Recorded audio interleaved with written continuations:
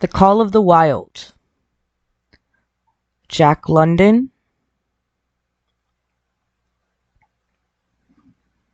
Chapter 1. Into the Primitive. Old longings, nomadic leap, chafing at custom's chain, again from its brumal sleep wakens the ferine strain. Buck did not read the newspaper, or he would have known the trouble was brewing, not alone for himself, but for every tide-water dog, strong of muscle and with warm long hair from Puget Sound to San Diego. Because men groping in the Arctic darkness had found yellow metal, and because steamship and transportation companies were booming to find, thousands of men were rushing into the Northland. These men wanted dogs, and the dogs they wanted were heavy dogs, with strong muscles by which to toil and furry coats to protect them from the frost. Buck lived at a big house in the sun-kissed Santa Clara Valley. Judge Miller's place, it was called. It stood back from the road, half hidden among the trees, though which glimpses could be caught of the wide, cool veranda that ran around its four sides. The house was approached by gravel driveways which wound about through wide-spreading lawns and under the interlacing boughs of tall poplars. At the rear, things were on even a more spacious scale than at the front. There were great stables where a dozen grooms and boys held forth rows of vine-clad servants' cottages, an endless and orderly array of outhouses, long grape arbors, green pastures, orchards, and berry patches. Then there was the pumping plant for the artisan well, and the big cement tank where Judge Miller's boys took their morning plunge and kept cool in the hot afternoon. And over this great demesne Buck ruled. Here he was born, and here he had lived the 4 years of his life. It was true, there were other dogs. There could not but be other dogs on so vast a place, but they did not count. They came and went, resided in the populous kennels, or lived obscurely in the recesses of the house after the fashion of Toots, the Japanese pug, or Isabel, the Mexican hairless, strange creatures that rarely put nose out of doors or set foot to ground. On the other hand, there were the fox terriers, a score of them at least, who yelped fearful promises at Toot and Isabel, looking out of the windows at them and protected by a legion of housemaids and with brooms and mops. But Buck was neither house dog nor kennel dog. The whole realm was his. He plunged into the swimming tank or went hunting with the judge's sons. He escorted Molly and Alice, the judge's daughters, on long twilight or early morning rambles. On wintry nights he lay at the judge's feet before the roaring library fire. He carried the judge's grandsons on his back or rolled them in the grass and guarded their footsteps through wild adventures down to the fountain in the stable yard and even beyond where the paddocks were and the berry patches. Among the terriers he stalked imperiously, and Toots and Isabel he ignored, for he was king.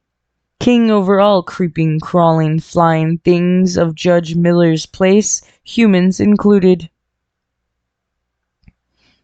His father, Elmo, a huge Saint Bernard, had been the judge's inseparable companion, and Buck bid fair to follow in the way of his father. He was not so large. He weighed only 140 pounds, for his mother, Shep, had been a Scotch Shepherd dog. Nevertheless, 140 pounds, to which was added the dignity that comes of good living and universal respect, enabled him to carry himself in right royal fashion. During the 4 years since his puppyhood, he had lived the life of a sated aristocrat. He had a fine pride in himself, was even a trifle egotistical, as country gentlemen sometimes become because of their insular situation. But he had saved himself by not becoming a mere pampered house dog. Hunting and kindred outdoor delights had kept down the fat and hardened his muscles, and to him, as to the cold tubbing races, the love of water had been a tonic and health preserver. And this was the manner of dog Buck was in the fall of 1897, when the Klondike strike dragged men from all over the world into the frozen north. But Buck did not read the newspapers, and he did not know that Manuel, one of the gardener's helpers, was an undesirable acquaintance. Manuel had one besetting sin. He loved to play Chinese lottery. Also, in his gambling, he had one besetting weakness, faith in a system, and this made his damnation certain. For to play a system requires money, while the wages of a gardener's helper do not lap over the needs of a wife and numerous progeny. The judge was at a meeting of the Raisin Growers Association, and the boys were busy organizing an athletic club on the memorial night of Manuel's treachery. No one saw him and Buck go off through the orchard on what Buck imagined was merely a stroll, and with the exception of a solitary man, no one saw them arrive in the little flag station known as College Park. This man talked with Manuel, and money chinked between them. "You might wrap up the goods before you deliver 'em," the stranger said gruffly, and Manuel doubled a piece of stout rope around Buck's neck under the collar. "Twist it, and you'll choke 'em plenty," said Manuel, and the stranger grunted a ready affirmative. Buck had accepted the rope with quiet dignity. To be sure, it was an unwanted performance, but he had learned to trust in men he knew, and to give them credit for a wisdom that outreached his own. But when the ends of the rope were placed in the stranger's hands, he growled menacingly. He had merely intimidated his displeasure in his pride, believing that to intimidate was to command. But to his surprise, the rope tightened around his neck, shutting off his breath. In quick rage, he sprang at the man, who met him halfway, grappled him close by the throat, and with a deft twist threw him over on his back. Then the rope tightened mercilessly, while Buck struggled in a fury, his tongue lolling out of his mouth and his great chest panting futilely. Never in all his life had he been so vilely treated, and never in all his life had he been so angry. But his strength ebbed, his eyes glazed, and he knew nothing when the train was flagged and the two men threw him into the baggage car. The next he knew, he was dimly aware that his tongue was hurting, and that he was being jolted along in some kind of conveyance. The hoarse shriek of a locomotive whistling a crossing told him where he was. He had traveled too often with the judge not to know the sensation of riding in a baggage car. He opened his eyes, and into them came the unbridled anger of a kidnapped king. The man sprang for his throat, but Buck was too quick for him. His jaws closed on the hand, nor did they relax till his senses were choked out of him once more. "Yep, has fits," the man said, hiding his mangled hand from the baggage man, who had been attracted by the sounds of struggle. "I'm taking him up for the boss to Frisco. A crack dog doctor there thinks that he can cure him." Concerning that night's ride, the man spoke most eloquently for himself in a little shed back of a saloon on the San Francisco waterfront. "All I get is 50 for it," he grumbled, "and I wouldn't do it over for 1,000 cold cash." His hand was wrapped in a bloody handkerchief, and the right trouser leg was ripped from knee to ankle. "How much did the other mug get?" the saloon keeper demanded. "100, was the reply. "Wouldn't take so less, so help me." "That makes 150, said the saloon keeper, calculated, "and he's worth it, and I'm square head." The kidnapper undid the bloody wrappings and looked at his lacerated hands. "If I don't get the hydrophobia, it'll be because you was born to hang," laughed the saloon keeper. "Here, lend me a hand before you pull your freight," he added. Dazed, suffering, intolerable pain from throat and tongue, with the life half throttled out of him, Buck attempted to face his tormentors. But he was thrown down and choked repeatedly till they succeeded in filling the heavy brass collar from off his neck.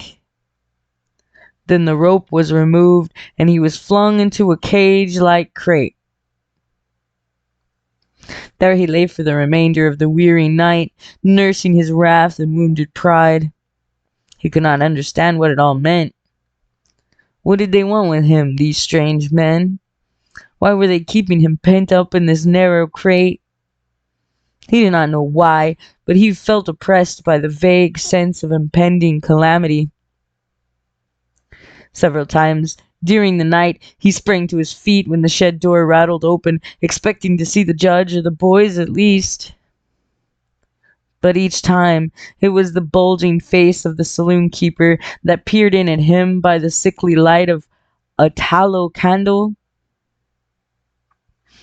And each time the joyful bark that trembled in Buck's throat was twisted into a savage growl. But the saloon keeper let him alone, and in the morning 4 men entered and picked up the crate. More tormentors, Buck decided, for they were evil-looking creatures, ragged and unkempt, and he stormed and raged them through the bars. They only laughed and poked sticks at him, which he promptly assailed with his teeth till he realized that that was what they wanted. Whereupon he lay down sullenly and allowed the crate to be lifted into a wagon. Then he and the crate in which he was imprisoned began a passage through many hands. Clerks in the express office took charge of him. He was carted about in another wagon. A truck carried him with an assortment of boxes and parcels upon a ferry steamer. He was trucked off the steamer into a great railway depot, and finally he was deposited in an express car. For 2 days and nights this express car was dragged along at the tail of shrieking locomotives, and for 2 days and nights Buck neither ate nor drank. In his anger he had met the first advances of the express messengers with growls, and they had retaliated by teasing him. When he flung himself against the bars, quivering and frothing, they laughed at him and taunted him. They growled and barked like detestable dogs, mewed and flapped their arms and crowed. It was all very silly, he knew, but therefore the more outrage to his dignity, and his anger waxed and waxed. He didn't mind the hunger so much, but the lack of water caused him severe suffering and fanned his wrath to fever pitch.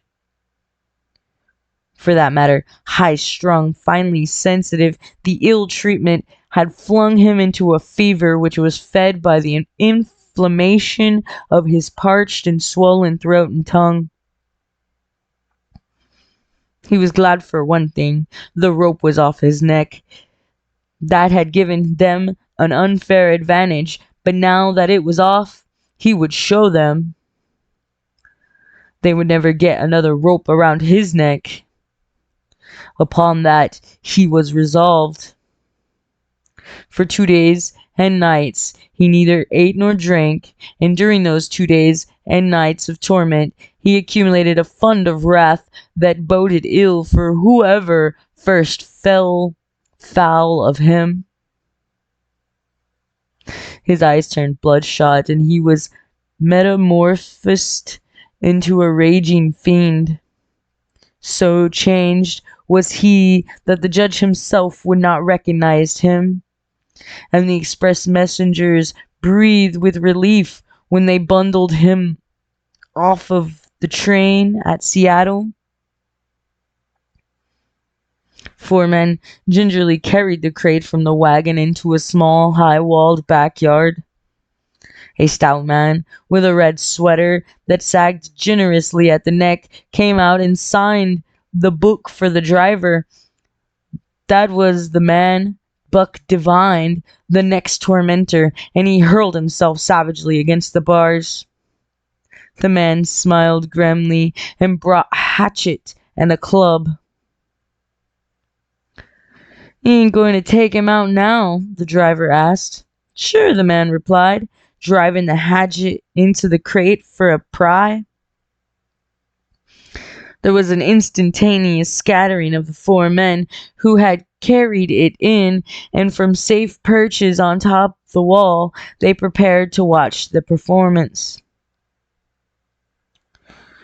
Buck rushed at the splintering wood, sinking his teeth into it, surging and wrestling with it. Whenever the hatchet fell on the outside, he was there on the inside, snarling and growling, as furiously anxious to get out as the man in the red sweater was calmly intent on getting him out.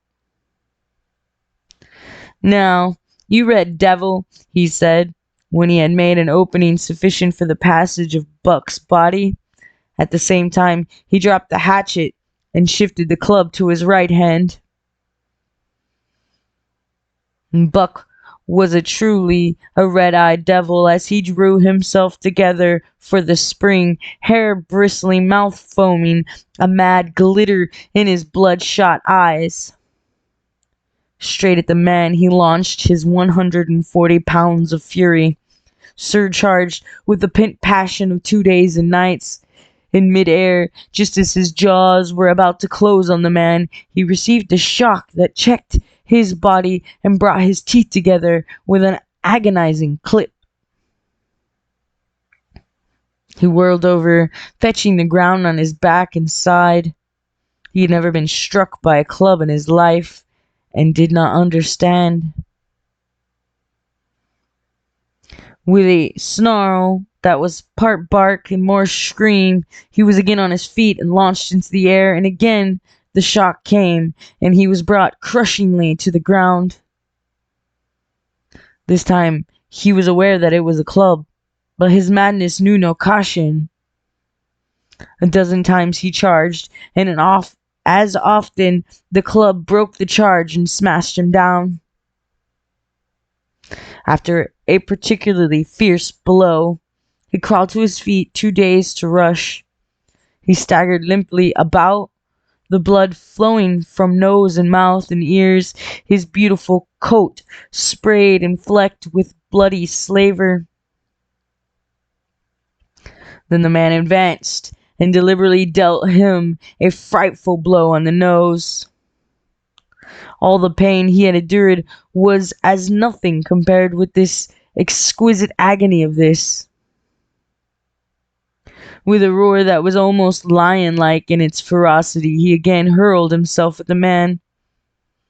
But the man, shifting the club from right to left, coolly caught him by under the jaw, at the same time wrenching downward and backward. Buck described a complete circle in the air and half of another, then crashed to the ground on his head and chest.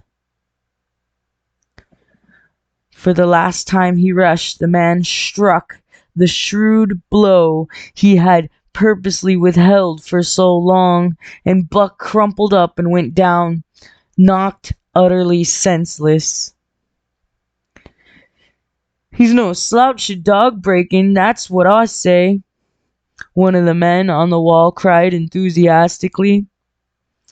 "Druther break cases any day, and twice on Sunday," was the reply of the driver as he climbed on the wagon and started the horses. Buck's senses came back to him, but not his strength. He lay where he had fallen, and from there he watched the men in the red sweater. "Answers to the name of Buck," the man soliloquized, quoting from the salon keeper's letter which had announced the consignment of the crate and contents.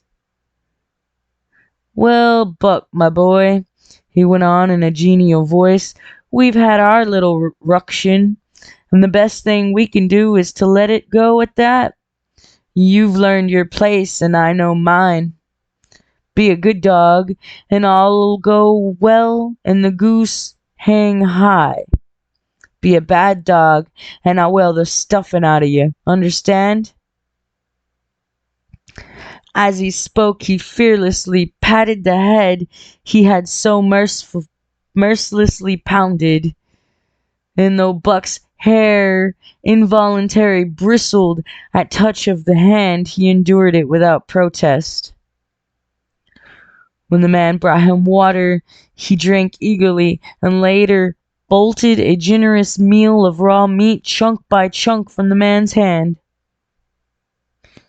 He was beaten, he knew that, but he was not broken. He saw once for all that he stood no chance against a man with a club. He had learned the lesson. In all his after life, he never forgot it. That club was a revelation. It was his introduction to the reign of primitive law, and he met the introduction halfway. The facts of life took on a fiercer aspect, and while he faced that aspect uncowed, he faced it with all the latent cunning of his nature aroused. As the days went by, other dogs came, in crates, and at the ends of ropes, some docilely, and some raging and roaring as he had come. And one and all, he watched them pass under the dominion of the man in the red sweater. Again and again, as he looked at each brutal performance, the lesson was driven home to Buck. A man with the club was a lawgiver, a master to be obeyed, though not necessarily consolated. Of this last Buck was never guilty, though he did see beaten dogs that fawned upon the man, and wagged their tails and licked his hand. Also, he saw one dog that would neither conciliate nor obey, finally killed in the struggle for mastery. Now and again men came, strangers who talked excitedly, wheedlingly, and in all kinds of fashions to the man in the red sweater. And at such times that money passed between them, the strangers took one or more of the dogs away with them. Buck wondered where they went, for they never came back, but the fear of the future was strong upon him, and he was glad each time when he was not selected. Yet his time came in the end, in the form of a little weazened man who spat broken English and many strange and uncouth exclamations which Buck could not understand. "Sacredam!" he cried, when his eyes lit upon Buck. "Dat one damn bully dog, eh? How mooch?" "300, and a present at that," was the prompt reply of the man in the red sweater. "And seeing it's government money, you ain't got no kick coming, eh, Perrault?" Perrault grinned. Considering that the price of the dog had been boomed skyward by the unwanted demand, it was not an unfair sum for so fine an animal. The Canadian government would be no loser, nor would its dispatches travel the slower. Perrault knew dogs, and when he looked at Buck, he knew that he was 1 in 1,000. 1 in 1,000, he commented mentally. Buck saw money pass between them and was not surprised when Curly, a good-natured Newfoundland, and he were led away by the little weazened man. That was the last he saw of the man in the red sweater, and as Curly and he looked at receding Seattle from the deck of the Narwhal, it was the last he saw of the warm Southland. Curly and he were taken below by Perrault and turned over to a black-faced giant called François. Perrault was a French-Canadian and swarthy, but François was a French-Canadian half-breed and twice as swarthy. They were a new kind of men to Buck, of which he was destined to see many more, and while he developed no affection for them, he nonetheless grew honestly to respect them. He speedily learned that Perrault and François were fair men, calm, impartial in administering justice, and too wise in the way of dogs to be fooled by dogs. In the 'tween decks of the Narwhal, Buck and Curly joined 2 other dogs. One of them was a big snow-white fellow from Spitzbergen, who had been bought away by a whaling captain and who had later accompanied a geological survey into the Barrens. He was friendly in a treacherous sort of way, smiling into one's face the while he meditated some underhand trick, as for instance, when he stole from Buck's food at the first meal.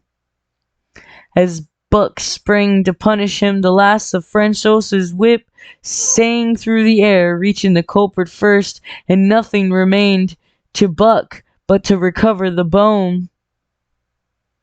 That was fair of François, he decided, and the half-breed began his rise in Buck's estimation. The other dog made no advances, nor received any. Also, he did not attempt to steal from the newcomers. He was a gloomy, morose fellow, and he showed Curly plainly that all he desired was to be left alone, and further, that there would be trouble if he were not left alone. Dave, he was called, and he ate and slept, or yawned between times, and took interest in nothing, not even when the Narwhal crossed Queen Charlotte Sound and rolled and pitched and bucked like a thing possessed. When Buck and Curly grew excited, half wild with fear, he raised his head as though annoyed, favored them with an incurious glance, yawned, and went to sleep again. Day and night the ship throbbed to the tireless pulse of the propeller, and though one day was very like another, it was apparent to Buck that the weather was steadily growing colder. At last one morning, the propeller was quiet and the narwhal was pervaded with an atmosphere of excitement. He felt it, as did the other dogs, and knew that a change was at hand. Francois leashed him and brought them on deck. At the first step upon the cold surface, Buck's feet sank into a white, mushy something very like mud. He sprang back with a snort. More of this white stuff was falling through the air. He shook himself, but more of it fell upon him. He sniffed it curiously, then licked some up on his tongue. It bit like fire, and the next instant was gone. This puzzled him. He tried it again, with the same result. The onlookers laughed uproariously, and he felt ashamed. He knew not why, for it was his first snow. Chapter 2: The Law of Club and Fang. Buck's first day on the beach was like a nightmare. Every hour was filled with shock and surprise. He had been suddenly jerked from the heart of civilization, flung into the heart of things primordial. No lazy, sun-kissed life was this, with nothing to do but loaf and be bored. He was neither peace, nor rest, nor a moment's safety. All was confusion and action, and every moment life and limb were in peril. There was imperative need to be constantly alert, for these dogs and men were not town dogs and men. They were savages, all of them, who knew no law but the law of club and fang. He had never seen dogs fight as these wolfish creatures fought, and his first experience taught him an unforgettable lesson. It is true, it was a vicarious experience even he would not have lived to profit by it.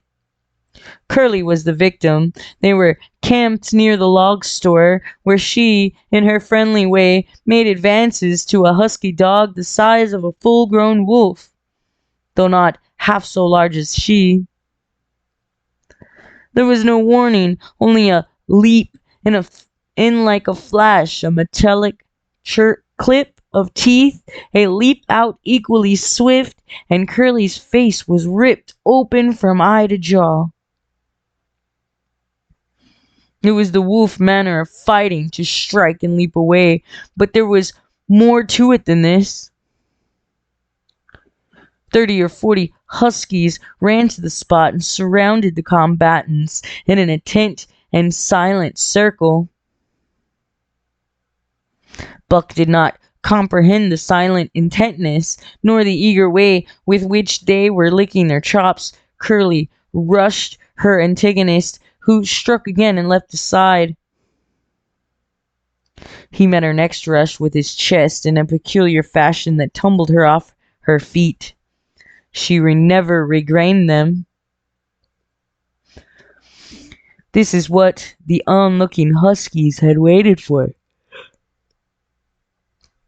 They closed in upon her, snarling and yelping, and she was buried, screaming with agony, beneath the bristling mass of bodies. So sudden was it, and so unexpected, that Buck was taken aback. He saw spits run out his scarlet tongue in a way he had of laughing, and he saw Francois swinging an axe, spring into the mess of dogs. 3 men with clubs were helping him to scatter them. It did not take long.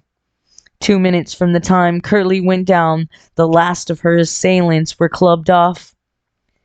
But she lay there, limp and lifeless in the bloody, trampled snow, almost literally torn to pieces, the swart half-breed standing over her and cursing horribly. The scene often came back to Buck to trouble him in his sleep. So that was the way. No fair play. Once down, that was the end of you.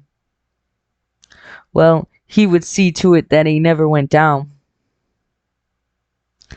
Spitz ran out his tongue and laughed again, and from that moment Buck hated him with a bitter and deathless hatred. Before he had recovered from the shock caused by the tragic passing of Curly, he received another shock. Francos fastened upon him an arrangement of straps and buckles. It was a harness such as he had seen the grooms put on the horses at home. And then as he had seen horses work, so he was set to work, hauling Francos on a sled to the forest that fringed the valley and returning with a load of firewood. Though his dignity was sorely hurt by thus being made a draught animal, he was too wise to rebel. He buckled down with a will and did his best, though it was all new and strange. Francos was stern, demanding instant obedience, and by virtue of his whip, receiving instant obedience. While Dave, who was an experienced wheeler, nipped Buck's hindquarters whenever he was in error. Spitz was the leader, likewise experienced, and while he could not always get at Buck, he growled sharp reproof now and again, or cunningly threw his weight in the traces to jerk Buck into the way he should go. Buck learned easily, and under the combined tuition of his two mates and Francos, made remarkable progress. Ere they returned to camp, he knew enough to stop at Hoe, to go ahead at Mush, to swing wide on the bends, and to keep clear of the wheeler when the loaded sled shot downhill at their heels. "Drivar good dogs," Francos told Perrault. "Dat Buck, him pull like hot hell. I teach him quick as anything." By afternoon, Perrault, who was in a hurry to be on the trail with his dispatches, returned with two more dogs. Billy and Joe, he called them, two brothers and two huskies both. Sons of the one mother, though they were as different as night and day. Billy's one fault was his excessive good nature, while Joe was the very opposite, sour and introspective, with a perpetual snarl and a malignant eye. Buck received them in comradely fashion. Dave ignored them, while Spitz proceeded to thrash first one and then the other. Billy wagged his tail appeasingly, turned to run when he saw that appeasement was of no avail, and cried still appeasingly when Spitz's sharp teeth scored his flank. But no matter how Spitz circled, Joe whirled around on his heels to face him, mane bristling, ears laid back, lips writhing and snarling, jaws clipping together as fast as he could snap, and eyes diabolically gleaming. The incarnation of belligerent fear. So terrible was his appearance that Spitz was forced to forego disciplining him, but to cover his own discomfiture, he turned upon the inoffensive and wailing Billy and drove him to the confines of the camp. By evening, Perrault secured another dog, an old husky, long and lean and gaunt, with a battle-scarred face and a single eye which flashed a warning of prowess that commanded respect. He was called Solex, which means the angry one. Like Dave, He asked nothing, gave nothing, expected nothing, and when he marched slowly and deliberately into their midst, even spits left him alone. He had one peculiarity which Buck was unlucky enough to discover. He did not like to be approached on his blind side. Of this offense Buck was unwittingly guilty, and the first knowledge he had of his indiscretion was when Sullox whirled upon him and slashed his shoulder to the bone for 3 inches up and down. Forever after, Buck avoided his blind side, until the last of their comradeship had no more trouble. His only apparent ambition, like Dave's, was to be left alone, though, as Buck was afterward to learn, each of them possessed one other and even more vital ambition. That night Buck's faced the great problem of sleeping. The tent, illuminated by a candle, glowed warmly in the midst of the white plain. And when he, as a matter of course, entered it, both Perrault and Francos bombarded him with curses and cooking utensils, till he recovered from his consternation and fled ignominiously into the outer cold. A chill wind was blowing that nipped him sharply and bit with especial venom into his wounded shoulder. He lay down on the snow and attempted to sleep, but the frost soon drove him shivering to his feet. Miserable and disconsolate, he wandered among the many tents, only to find that one place was as cold as another. Here and there savage dogs rushed upon him, but he bristled his neck hair and snarled, for he was learning fast, and they let him go on his way unmolested. Finally an idea came to him. He would return and see how his own teammates were making out. To his astonishment, they had disappeared. Again he wandered about through the great camp looking for them, and again he returned. Were they in the tent? No, that could not be, else he would not have been driven out. Then where could they possibly be? With drooping tail and shivering body, very forlorn indeed, he aimlessly circled the tent. Suddenly the snow gave way behind his foreleg, and he sank down. Something wriggled under his feet. He sprang back, bristling and snarling, fearful of the unseen and unknown, but a friendly little yelp reassured him, and he went back to investigate. A whiff of warm air ascended to his nostrils, and there, curled up under the snow in a snug ball, lay Billy.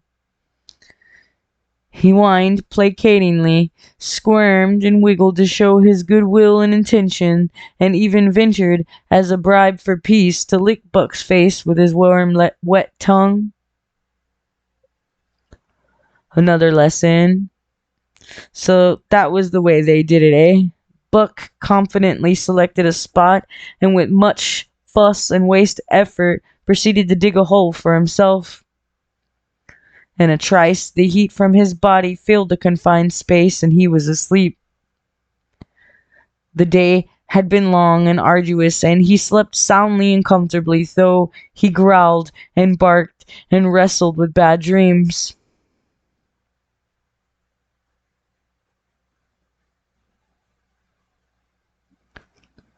Nor did he open his eyes till roused by the noise of the waking camp. At first he did not know where he was. It had snowed during the night, and he was completely buried.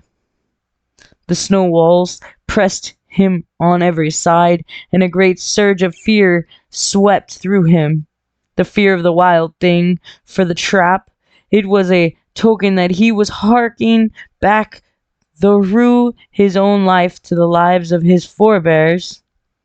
For he was a civilized dog, an unduly civilized dog, and of his own experience knew no trap, so could not of himself fear it. The muscles of his whole body contracted spasmodically and instinctively. The hair on his neck and shoulders stood on end, and with a ferocious snarl, he bounded straight up into the blinding day, the snow flying about him in a flashing cloud. He landed on his feet. He saw the white camp spread out before him, and knew where he was, and remembered all that he had passed from the time he went for a stroll with Manuel to the hole he had dug for himself the night before.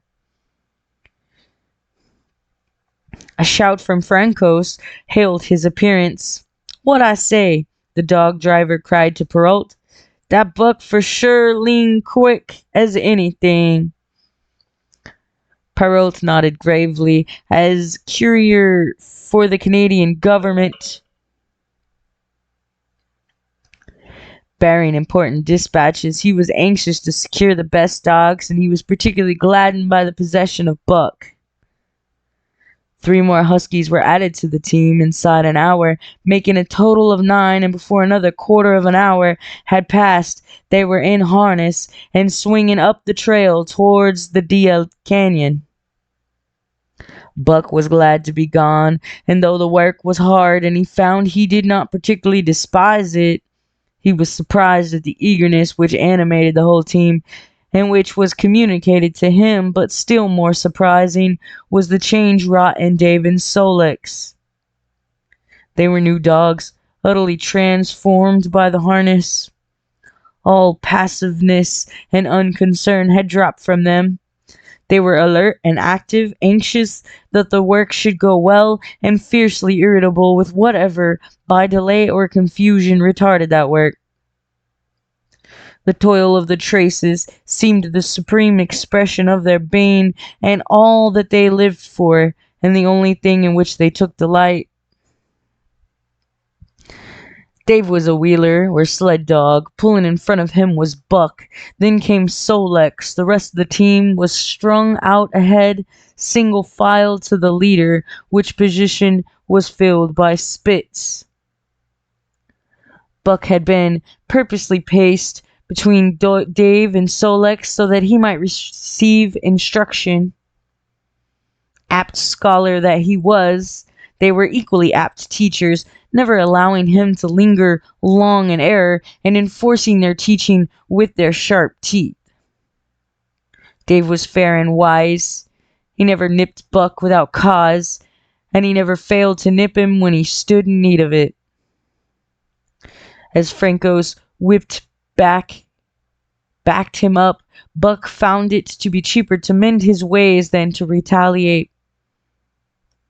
Once during a brief halt, when he got tangled in the traces and delayed the start, both Dave and Sol-leks flew at him and administered a sound trouncing.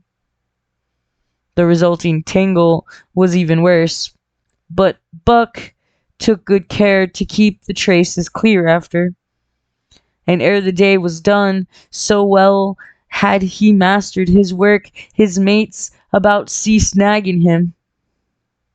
Francos snapped less frequently, and Perrault even honored Buck by lifting up his feet and carefully examining them. It was a hard day's run, up the canyon, through sheep camp, past the scales and the timberline, across glaciers and snowdrifts, hundreds of feet deep, and over the great Chilkoot divide, which stands between the salt water and the fresh, and guards forbiddingly the sad and lonely north. They made good time.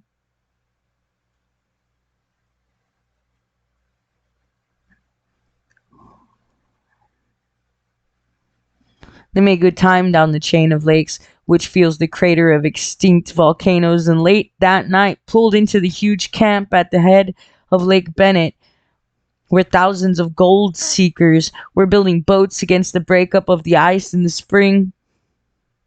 Buck made his hole in the snow and slept the sleep of the exhausted, but all too early was routed out in the cold darkness and harnessed with his mates to the sled. That day they made 40 miles, the trail being packed, but the next day and for many days to follow they broke their own trail, worked harder, and made poorer time. As a rule, Perrault traveled ahead of the team, packing the snow with his webbed shoes to make it easier for them. Francos guided the sled at the G-pole.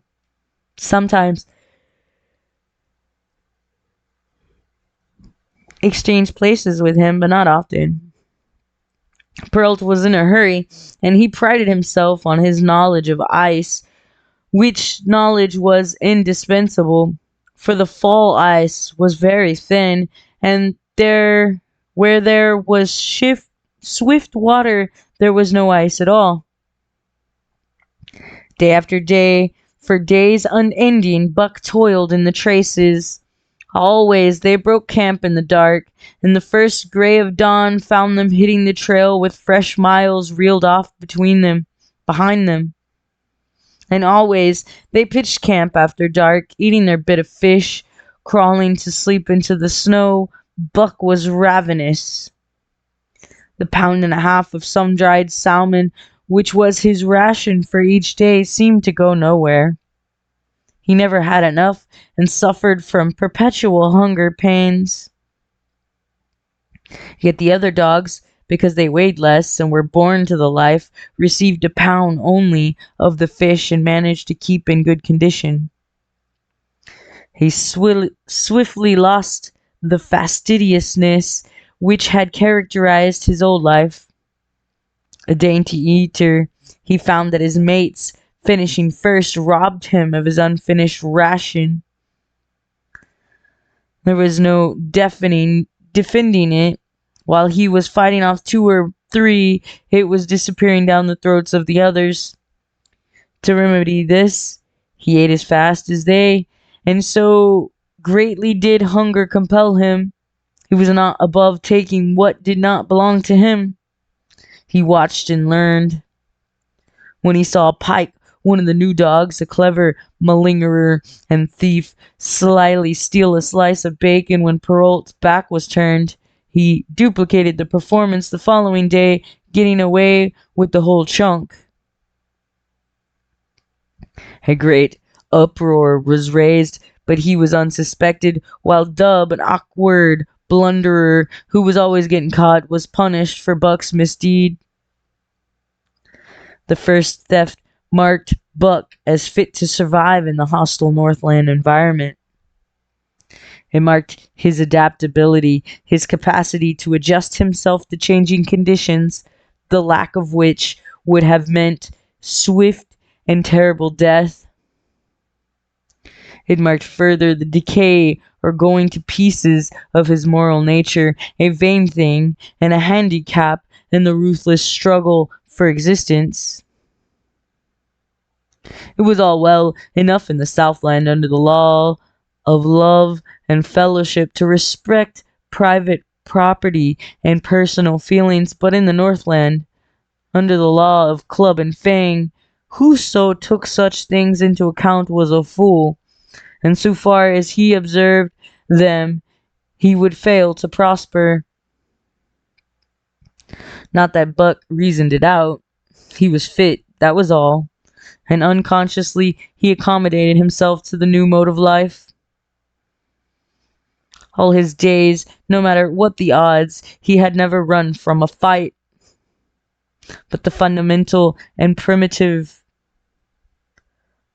club of the man in the red sweater had beaten him. A more fundamental and primitive code. Civilized, he could have died for a moral consideration, say the defense of Judge Miller's riding whip, but the completeness of his decivilization was now evidenced by his ability to flee from the defense of a moral consideration and so save his hide. He did not steal for the joy of it, but because of the clamor of his stomach. He did not rob openly, but stole secretly and cunningly out of respect for club and fang. In short, these things he did were done because it was easier to do them than not to do them. His development or retrogression was rapid. His muscles became hard as iron, and he grew callous to all ordinary pain. He achieved an internal as well as external economy. He could eat anything, no matter how loathsome and indigestible, and once eaten, the juices of his stomach extracted the last least particle of nutriment, and his blood carried it to the farthest reaches of his body, building it into the toughest, stoutest of tissues. Sight and scent became remarkably keen, while his hearing developed such acuteness that in his sleep he heard the faintest sound and knew whether it heralded peace or peril. He learned to bite the ice thirsty, and there was a thick scum of ice over the water hole. He would break it by rearing and striking it with his stiff forelegs. His most conspicuous trait was an ability to scent the wind and forecast it at night in advance. No matter how breathless the air, when he dug his nest by tree or bank, the wind that later blew inevitably found him to leeward, sheltered and snug. And not only did he learn by experience, but instincts, long dead, became a live thing again. The domesticated generations fell from him. In vague ways, he remembered back to the youth of the breed, to the time the wild dogs ranged in packs through the primeval forest and killed their meat as they ran it down. It was no task for him to learn to fight with cut and slash and the quick wolf snap. In this manner had fought forgotten ancestors. They quickened the old life within him, and the old tricks which they had stamped into the hereditary of the breed were his tricks. They came to him without effort or discovery, as they had been his always. And when on the still cold night he pointed his nose at a star and howled long and wolf-like, it was his ancestors, dead in dust, pointing nose at star and howling down through the centuries and through him. And his cadences were their cadences, the cadences which voiced their woe, and what to them was the meaning of the stillness and the cold and dark. Thus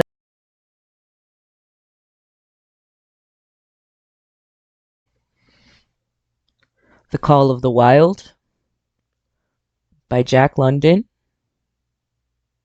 Part 2. Chapter 3. The Dominant Primordial Beast. The dominant primordial beast was strong and buck, and under the fierce conditions of trail life it grew and grew. Yet it was a secret growth. His newborn cunning gave him poise and control. He was too busy adjusting himself to the new life to feel at ease, and not only did he not pick fights, but he avoided them whenever possible. A certain deliberateness characterized his attitude. He was not prone to rashness and precipitate action, and in the bitter hatred between him and Spitz he betrayed no impatience, shunned all offensive acts. On the other hand, possibly because he divined in Buck a dangerous rival, Spitz never lost an opportunity of showing his teeth. He even went out of his way to bully Buck, striving constantly to start the fight which could end only in the death of one or the other. Early in the trip this might have taken place had it not been for an unwanted accident. At the end of this day they made a bleak and miserable camp on the shore of Lake Labarge. Driving snow, a wind that cut like a white-hot knife, and darkness had forced them to grope for a camping place. They could hardly have fared worse. At their backs rose a perpendicular wall of rock, and Perrault and Francois were compelled to make their fire and spread their sleeping robes on the ice of the lake itself. The tent they had discharged at Daia in order to travel light. A few sticks of driftwood furnished them with a fire that thawed down through the ice and left them to eat supper in the dark. Close and under the shelter rock, Buck made his nest. So snug and warm was it that he was loath to leave it when Francois distributed the fish which he had first thawed over the fire. But when Buck finished his ration and returned, he found his nest occupied. A warning snarl told him that the trespasser was Spitz. Till now Buck had avoided trouble with his enemy, but this was way too much. The beast in him roared. He sprang upon Spitz with a fury which surprised them both, and Spitz particularly, for his whole experience with Buck had gone to teach him that his rival was an unusual timid dog, who managed to hold his own only because of his great weight and size. Francois was surprised, too, when they shot out in a tangle from the disrupted nest, and he divined the cause of the trouble. "Ah!" he cried to Buck. Get it to him, by gar! Get it to him, the dirty thief!" Spitz was equally willing. He was crying with sheer rage and eagerness as he circled back and forth from a chance to spring in. Buck was no less eager and no less cautious, as he likewise circled back and forth for the advantage. But it was then that the unexpected happened, the thing which projected their struggle for supremacy far into the future, past many a weary mile of trail and toil. An oath from Perrault, the resounding impact of a club upon a bony frame, and a shrill yelp of pain heralded the breaking forth of pandemonium. The camp was suddenly discovered to be alive with skulking furry forms, starving huskies, 4 or 5 score of them, who had scented the camp from some Indian village. They had crept in while Buck and Spitz were fighting, and when the two men sprang among them with stout clubs, they showed their teeth and fought back.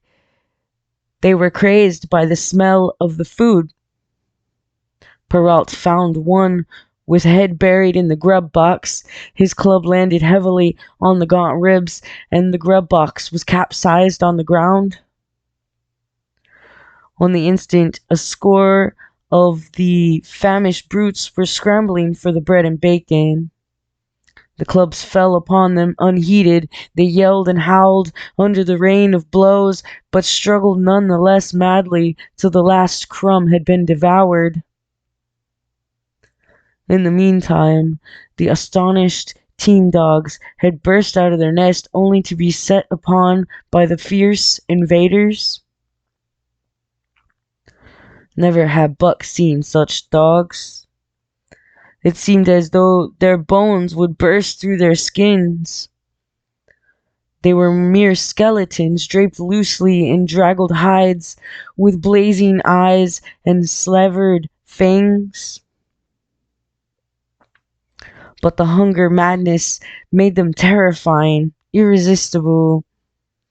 There was no opposing them.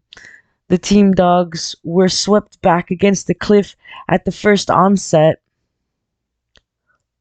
Buck was beset by 3 huskies, and in a trice his head and shoulders were ripped and slashed. The din was frightful. Billy was crying as usual. Dave and Solex, dripping blood from a source of wounds, were fighting bravely side by side. Joe was snapping like a demon. Once his teeth closed on the foreleg of a husky and he crouched down through the bone, Pike, the malinger, leapt upon the crippled animal, breaking its neck with a quick flash of teeth and a jerk. Buck got a frothing adversary by the throat and was sprayed with blood when his teeth sank through the jugular. The warm taste of it in his mouth goaded him to greater fierceness. He flung himself upon another, and at the same time felt teeth sink into his own throat. It was Spitz, treacherously attacking from the side. Perrault and Francois, having cleaned out their part of the camp, hurried to save their sled dogs. The wild wave of famished beast rolled back before them, and Buck shook himself free. But it was only for a moment. The two men were compelled to run back to save the grub, upon which the huskies returned to the attack on the team. Billy, terrified into bravery, sprang through the savage circle and fled away over the ice. Pike and Dub followed on his heels, with the rest of the team behind. As Buck drew himself together to spring after them, out of the tail of his eye he saw Spitz rush upon him, with the evident intention of overthrowing him. Once off his feet and under the mask of huskies, there was no hope for him. But he braced himself to the shock of Spitz's charge, then joined the flight out of and on the lake. Later, the 9 team dogs gathered together and sought shelter in the forest. Though unpursued, they were in a sorry plight. There was not one who was not wounded in 4 or 5 places, while some were wounded grievously. Dub was badly injured in a hind leg. Dolly, the last husky added to the team at Daiya, had a badly torn throat. Joe had lost an eye, while Billy, the good-natured, with an ear chewed and rent to ribbons, cried and whimpered throughout the night. At daybreak, they limped wearily back to camp to find the marauders gone and the 2 men in bad tempers. Fully half their grub supply was gone. The huskies had chewed through the sled lashings and canvas coverings. In fact, nothing, no matter how remotely eatable, had escaped them. They had eaten a pair of Perrault's moose-hide moccasins, chunks out of the leather traces, and even 2 feet of lash from the end of Francois's whip. He broke from a mournful contemplation of it to look over his wounded dogs. "Aw, my friends," he said softly. "Maybe it make you mad, dog, those many bites. Maybe all mad, dog. Sacredem. What you think, Perrault?" The courier shook his head dubiously. With 400 miles of trail still between him and Dawson, he could ill afford to have madness break out among his dogs. 2 hours of cursing and exertion got the harness into shape, and the wound-stiffened team was under way. Struggling painfully over the hardest parts of the trail they had yet encountered, and for that matter, the hardest between them and Dawson. The 30-mile river was wide open. Its wild water defied the frost, and it was in the eddies only, and in the quiet places, that the ice held at all.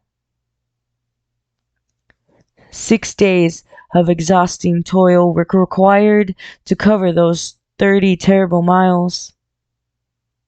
And terrible they were, for every foot of them was accomplished at the risk of life to dog and man. A dozen times Perrault nosing the way, broke through the ice bridges, being saved by the long pole he carried, which he so held that it fell each time across the hole made by his body. But a cold snap-on was on, the thermometer registering 50 below zero, and each time he broke through, he was compelled for very life to build a fire and dry his garments. Nothing daunted him.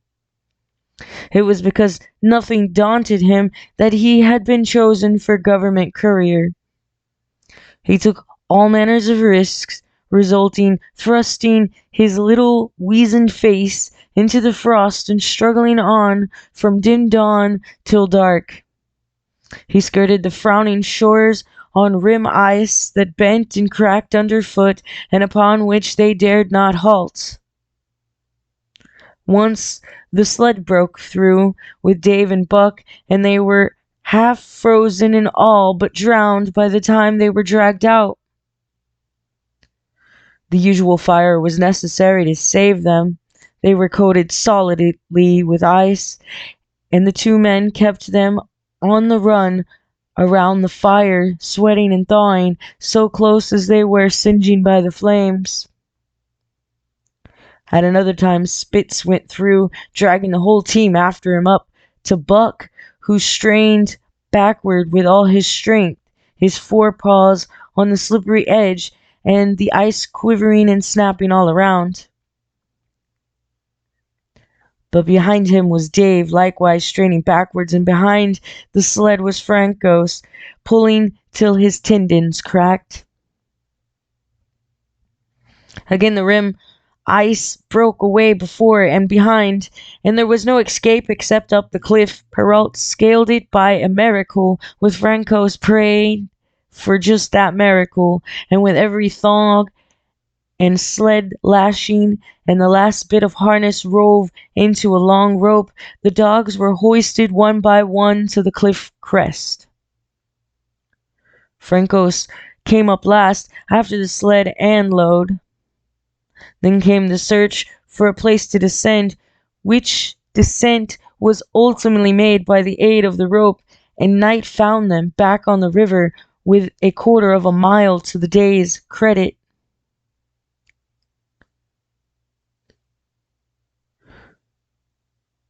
By the time they made the Hootalinqua and good ice, Buck was played out. The rest of the dogs were in like condition, but Perrault, to make up lost time, pushed them late and early. The first day they covered 35 miles to the Big Salmon. The next day 35 more to the Little Salmon. The third day 40 miles, which brought them well up towards the Five Fingers. Buck's feet were not so compact and hard as the feet of the huskies. His had softened during the many generations since the days his last wild ancestor was tamed by a cave dweller or riverman. All day long he limped in agony, and camp once made lay down like a dead dog. Hungry as he was, he would not move to receive his ration of fish, which Francos had to bring to him. Also, the dog driver rubbed Buck's feet for half an hour each night after supper, and sacrificed the tops of his own moccasins to make 4 moccasins for Buck. This was a great relief, and Buck caused even the wizened face of Perrault to twist itself into a grin one morning when Francos forgot the moccasins and Buck lay on his back, his 4 feet waving appealingly in the air, and refused to budge without them. Later his feet grew hard to the trail, and the worn-out footgear was thrown away. At the Pelly one morning, as they were harnessing up, Dolly, who had never been conspicuous for anything, went suddenly mad. She announced her condition by a long, heartbreaking wolf howl that sent every dog bristling with fear, then sprang straight for Buck. He had never seen a dog go mad, nor did he have any reason to fear madness. Yet he knew that here was horror and fled away from it in panic. Straight away he raced, with Dolly panting and frothing, one leap behind, nor could she gain on him, so great was his terror, nor could he leave her, so great was her madness. He plunged through the wooded breast of the island, flew down to the lower end, crossed a back channel, filled with rough ice, to another island, gained a third island, curved back to the main river, and in desperation started across it. And all the time, though he did not look, he could hear her snarling just one leap behind. Franco's called to him a quarter of a mile away, and he doubled back, still one leap ahead, grasping painfully for air and putting all his faith in that Francos would save him. The dog driver held the axe poised in his hand, and as Buck shot past him, the axe crashed down upon Mad Dolly's head. Buck staggered over against the sled, exhausted, sobbing for breath, helpless. This was Spitz's opportunity. He sprang upon Buck, and twice his teeth sank into his unresting foe and ripped and tore the flesh to the bone. Then Franco's lash descended, and Buck had the satisfaction of watching Splits receive the worst whipping as yet administered to any of the team. "One devil, that Spitz," remarked Perrault.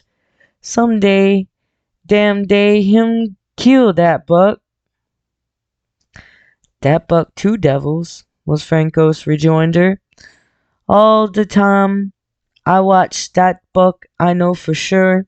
Listen, some damn fine day, him get mad like hell, and den him chew dat Spitz all up, and spit him out on the snow. Sure I know." From then on, it was war between them. Spitz, as lead dog and acknowledged master of the team, felt his supremacy threatened by this strange Southland dog.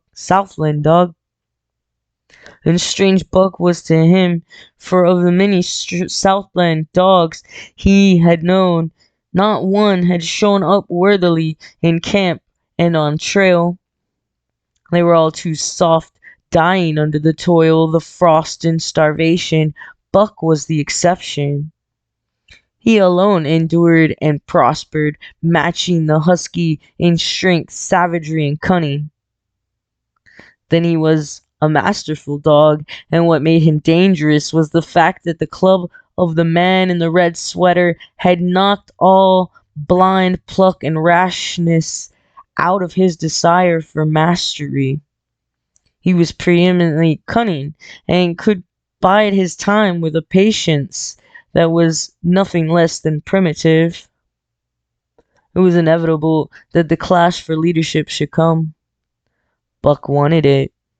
He wanted it because it was his nature.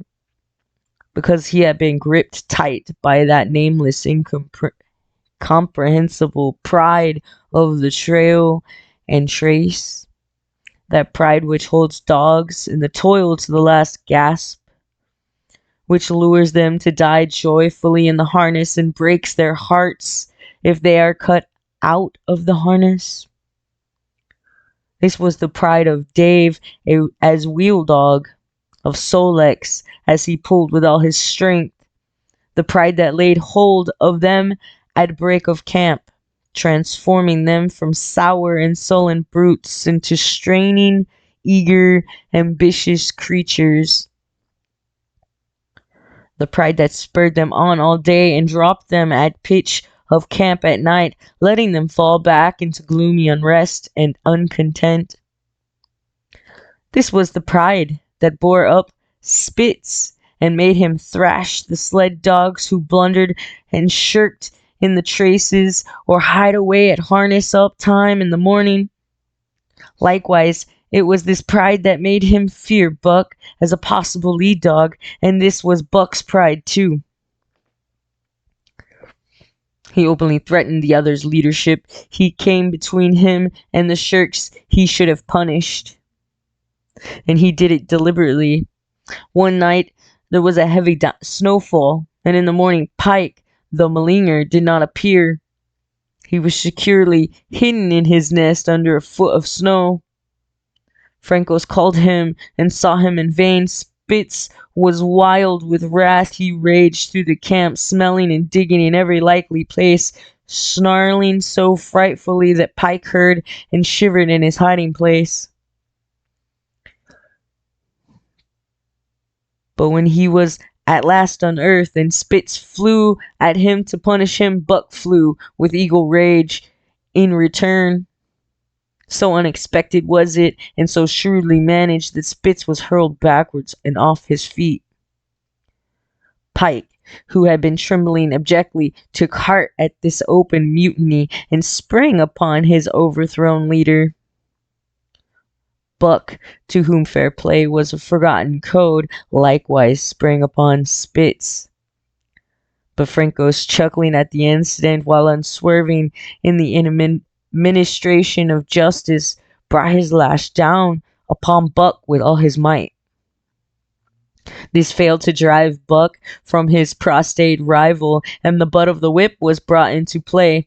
Half stunned by the blow, Buck was knocked backwards, and the lash laid upon him again and again, while Spitz soundly punished the many times offending Pike. In the days that followed, as Dawson grew closer and closer, Buck still continued to interfere between Spitz and the culprits, but he did it craftily when Francos was not around. With the covert mutiny of Buck, a general insubordination sprang up and increased. Dave and Solex were unaffected, but the rest of the team went from bad to worse. Things no longer went right. There was continual bickering and jangling. Trouble was always afoot, and at the bottom of it was Buck. He kept Francos busy, for the dog driver was in constant apprehension of the life and death struggle between the two, which he knew must take place sooner or later. And on more than one night, the sound of quarreling and strife among the other dogs turned him out of his sleeping robe, fearful that Buck and Spitz were at it.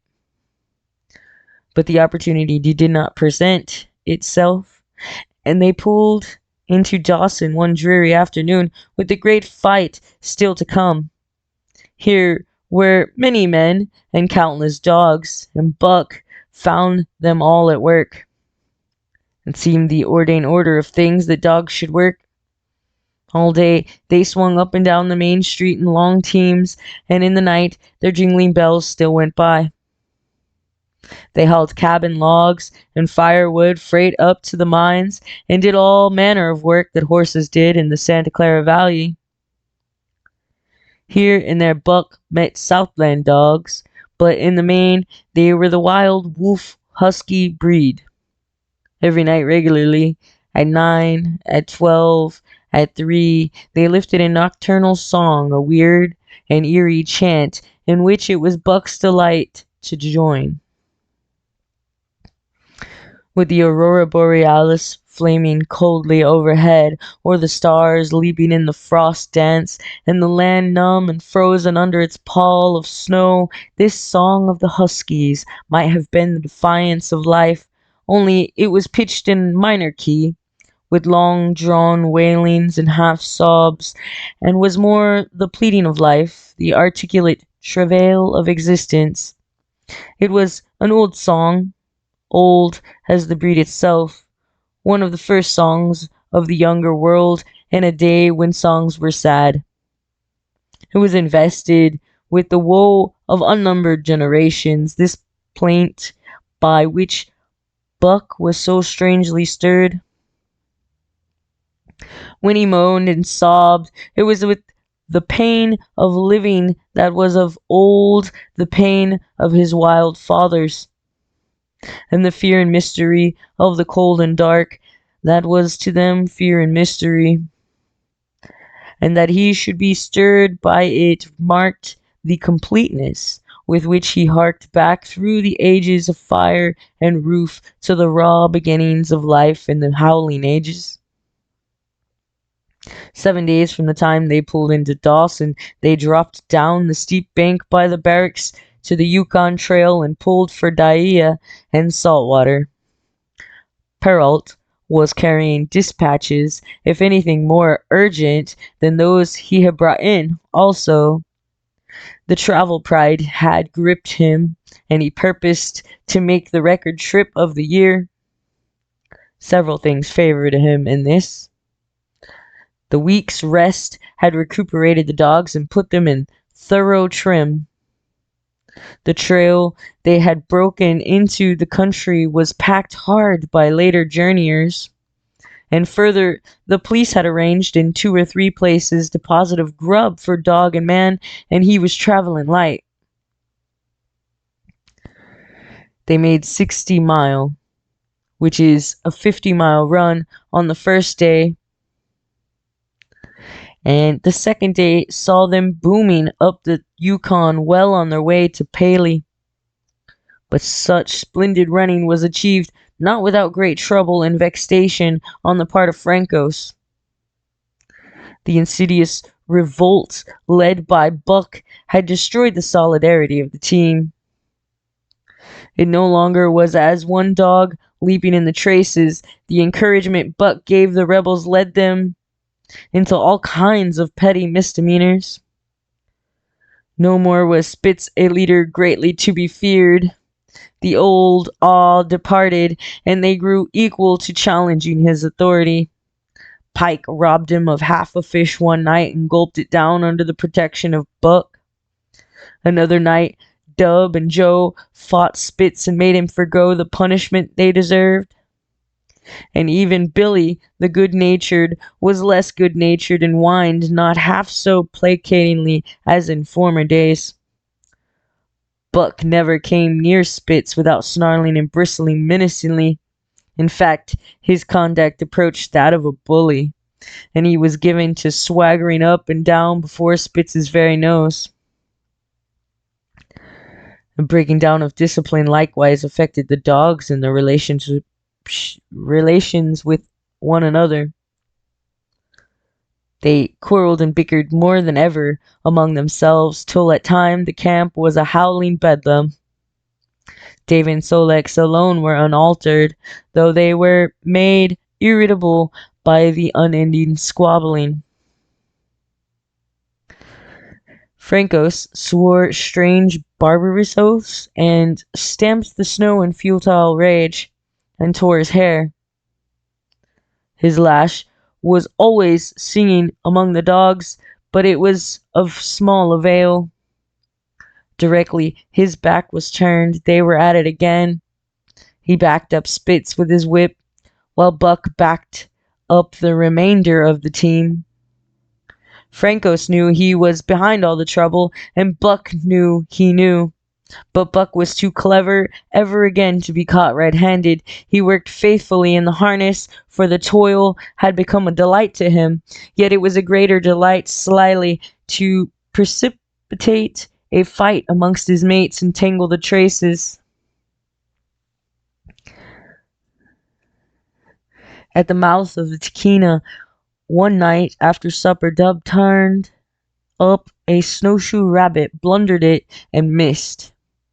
In a second, the whole team was in a full cry. 100 yards away was a camp of the Northwest Police with 50 dogs, huskies all, who joined the chase. The rabbit sped down the river, turned off into a small creek, up the frozen bed of which it held steadily.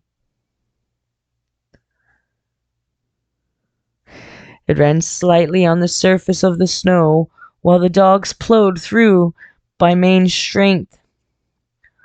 Buck led the pack, 60 strong around the bend after bend, but he could not gain. He lay down low to the race, whining eagerly, his splendid body flashing forward, leap by leap, in the wan white moonlight. And leap by leap, like some pale frost wraith, the snowshoe rabbit flashed on ahead. all that stirring of old instincts which at stated periods drives men out from the sounding cities to forest and plain to killing things by chemically propelled leaden pellets, the bloodlust, the joy to kill, all this was Buck's. Only it was infinitely more intimate. He was ranging at the head of the pack, running the wild thing down the living meat, to kill with his own teeth, wash his muzzle to the eye in warm blood. There is an ecstasy that marks the summit of life, and beyond which life cannot rise. And such is the paradox of living. This ecstasy comes when one is most alive, and it comes as a complete forgetfulness that one is alive. This ecstasy, this forgetfulness of living, comes to the artist, caught up and out of himself in a sheet of flame. It comes to the soldier, worn out on a stricken field and refusing quarter, and it came to Buck, leading the pack, sounding the old wolf cry, straining after the food that was alive and that fled swiftly before him through the moonlight. He was sounding the deeps of his nature and of the parts of his nature that were deeper than he, going back into the womb of time. He was mastered by the sheer surging of life, the tidal wave of being, the perfect joy of each separate muscle, joint, and sinew, in that it was everything that was not death, that it was aglow and rampant, expressing itself in movement, flying exultantly under the stars and over the face of dead matter that did not move. But Spitz, cold and calculating even in his supreme moods, left the pack and cut across the narrow neck of land where the creek made a long bend around. Buck did not know of this, and as he rounded the bend, the frost wraith of a rabbit still flitting before him, he saw another and larger frost wraith leap from the overhanging bank into the immediate path of the rabbit. It was Spitz. The rabbit could not turn, and as the white teeth broke its back in the mid-air, it shrieked as loudly as a stricken man may shriek. At sound of this, the cry of life plunging down from life's apex in the grip of death, the full pack at Buck's heels raised a hell's chorus of delight. Buck did not cry out. He did not check himself, but drove in upon Spitz, shoulder to shoulder, so hard that he missed the throat. They rolled over and over in powdery snow. Spitz gained his feet almost as though he had not been overthrown, slashing Buck down the shoulder and leaping clear. Twice his teeth clipped together like the steel jaws of a trap as he backed away for better footing with lean and lifting lips that writhed and snarled. In a flash, Buck knew it. The time had come. It was to the death. As they circled about, snarling, ears laid back, keenly watchful for the advantage, the scene came to Buck with a sense of familiarity. He seemed to remember it all. The white woods, and earth, and moonlight, and the thrill of battle. Over the whiteness and silence brooded a ghostly calm.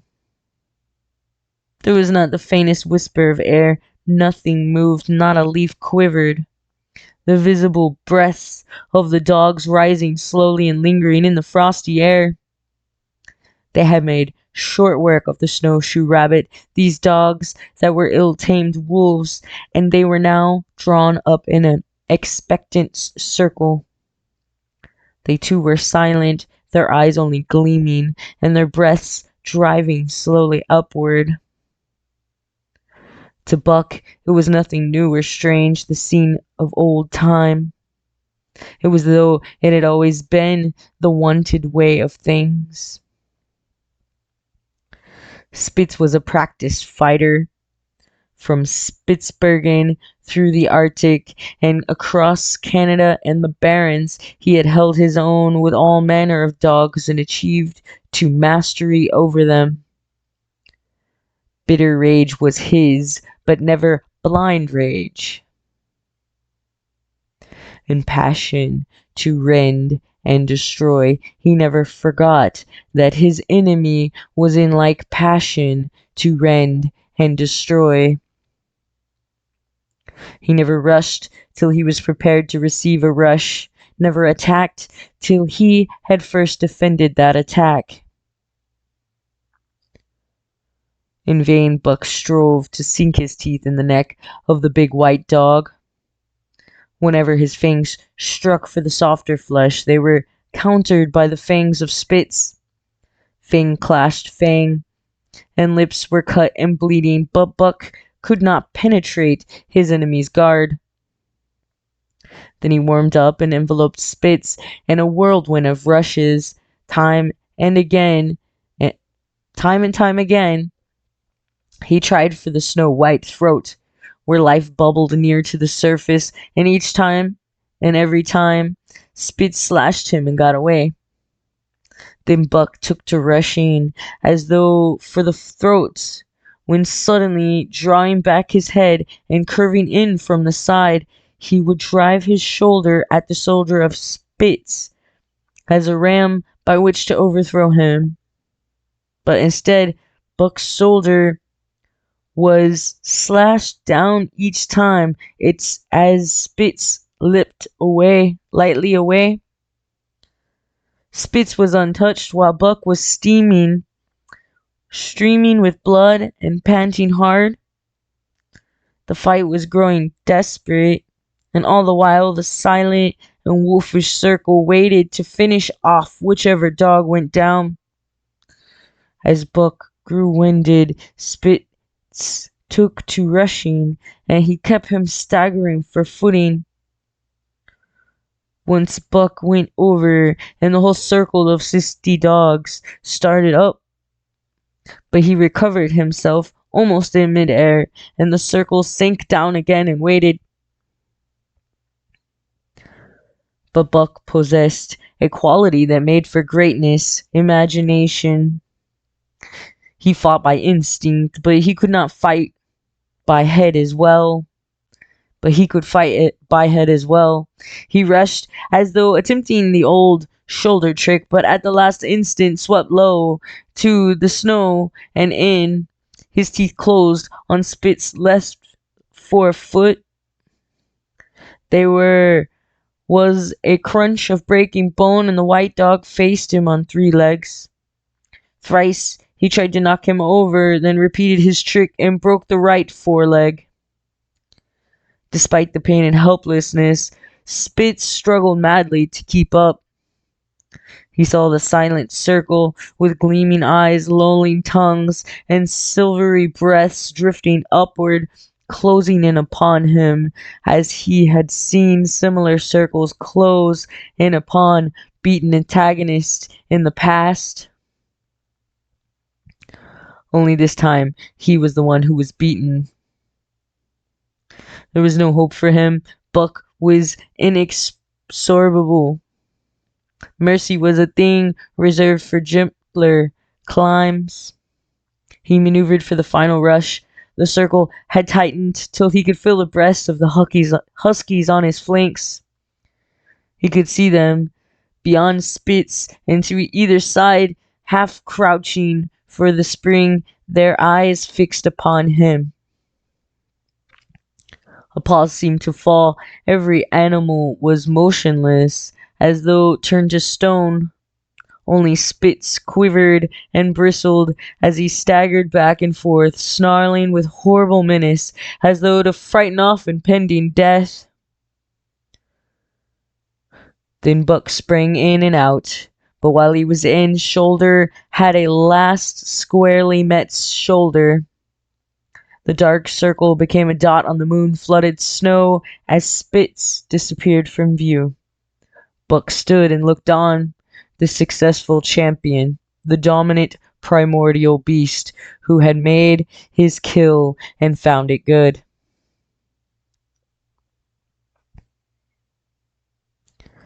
Chapter 4. Who has won to mastership?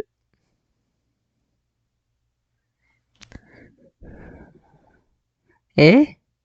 What I say? I spike true when I say that Buck two devils. This was Frankos's speech next morning when he discovered Spitz missing and Buck covered with wounds. He drew him to the fire and by its light pointed them out. That Spitz fight like hell, said Perrault as he surveyed the gaping rips and cuts. And that Buck fight like two hells. And now we make good time. No more Spitz, no more trouble, sure, was Frankos's answer. While Perrault packed the camp outfit and loaded the sled, the dog driver proceeded to harness the dogs. Buck trotted up to the place Spitz would have occupied as leader, but Frankos, not noticing him, brought Solix to the coveted position. In his judgment, Solix was the best lead dog left. Buck sprang upon Solix in a fury, driving him back and standing in his place. Eh? Frankos cried, slapping his thighs gleefully. Look at that Buck. Him kill that Spitz. Him think to take the job. Go away, joke, he cried, but Buck refused to budge. He took Buck by the scruff of the neck, and though the dog growled threateningly, dragged him to one side and replaced Solix. The old dog did not like it and showed plainly that he was afraid of Buck. Frankos was obdurate, but when he turned his back, Buck again displaced Solix, who was not at all unwilling to go. Frankos was angry. Now, by gar, I fix you, he cried, coming back with a heavy club in his hand. Buck remembered the man in the red sweater and retreated slowly, nor did he attempt to charge in when Solix was once more brought forward. But he circled just beyond the range of the club, snarling with bitterness and rage, and while he circled, he watched the club so as to dodge it if thrown by Frankos, for he was become wise in the ways of clubs. The driver went about his work, and he called to Buck when he was ready to put him in his old place in front of Dave. Buck retreated 2 or 3 steps. Frankos followed him up, whereupon he again retreated. After some time of this, Frankos threw down the club, thinking that Buck feared a thrashing, but Buck was in open revolt. He wanted not to escape a clubbing, but to have the leadership. It was his by right. He had earned it, and he would not be content with less.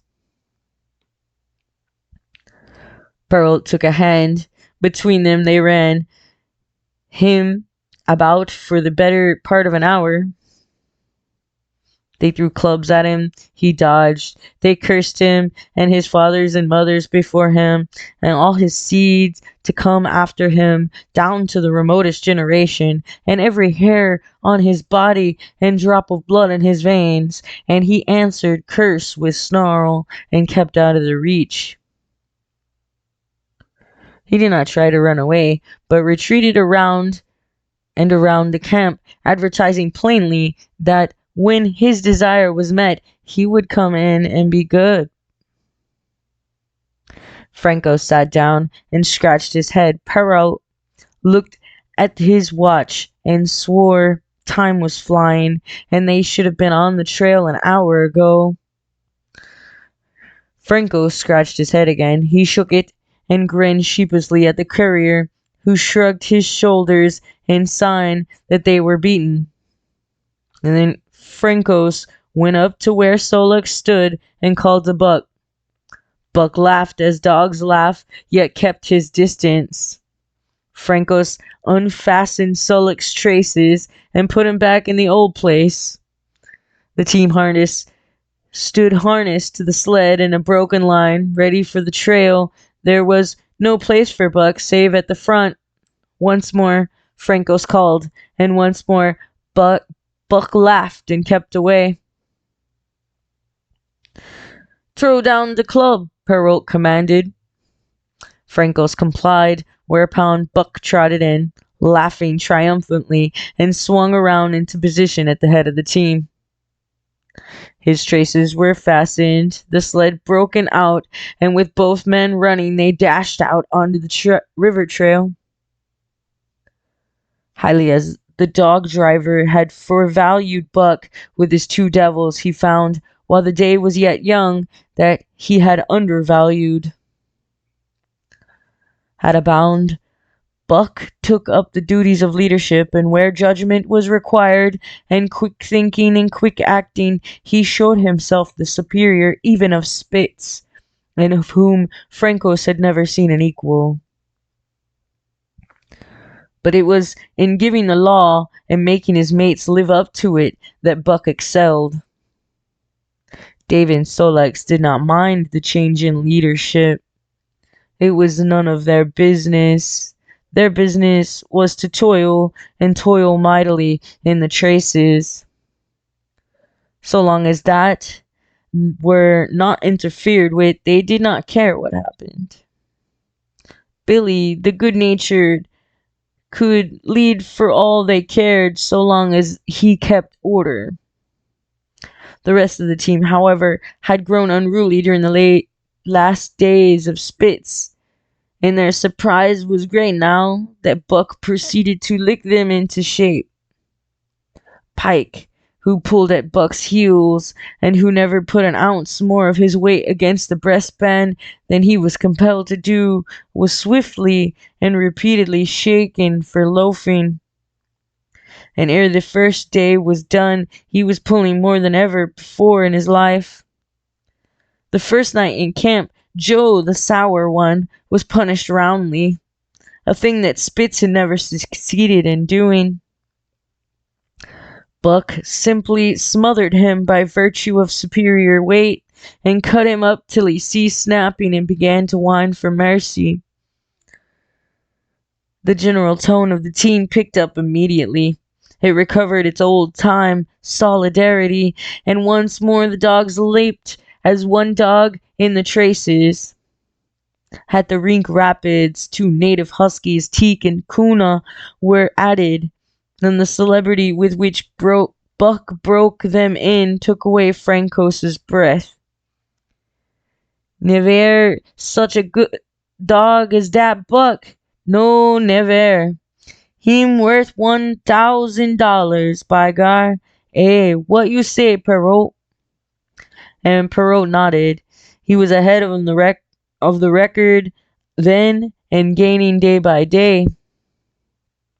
The trail was in excellent condition, well packed and hard, and there were no new fallen snow with which to contend. It was not too cold.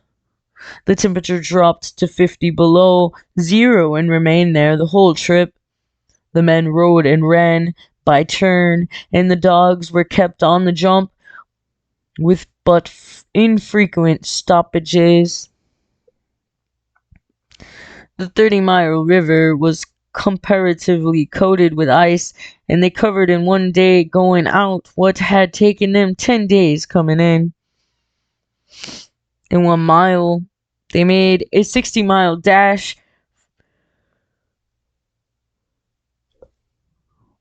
from the foot of Lake Labarge to the White Horse Rapids, across Marsh, Tagish, and Bennett, 70 miles of lake. They flew so fast that the man whose turn it was to run towed behind the sled at the end of the rope. And on the last night of the second week, they topped White Pass and dropped down the sea slope with the lights of Skagway and of the shipping at their feet. It was a record run.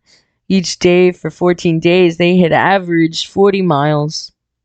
For 3 days, Perrault and Francois threw chest up and down the main street of Skagway and were deluged with invitations to drink, while the team was the constant center of a worshipful crowd of dog busters and mushers. Then 3 or 4 Western badmen aspired to clean out the town, were riddled like pepper boxes for their pains, and public interest turned to other idols. Next came official orders. Francos called Buck to him, threw his arms around him, wept over him. And that was the last of Francos and Perrault. Like other men, they passed out of Buck's life for good.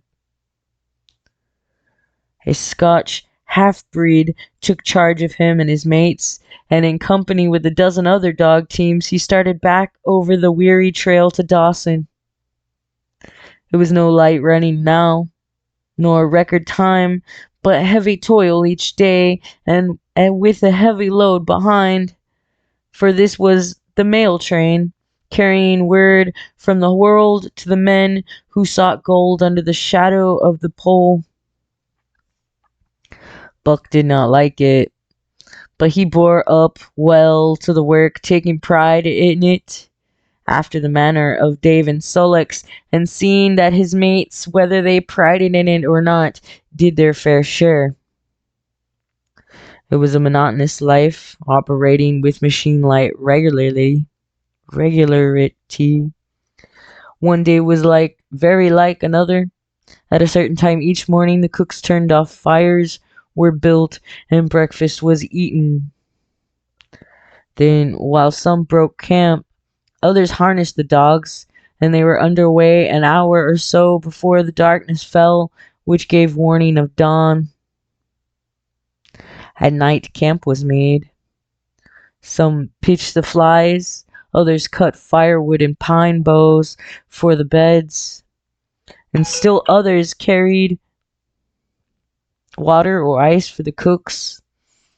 Also, the dogs were fed to them.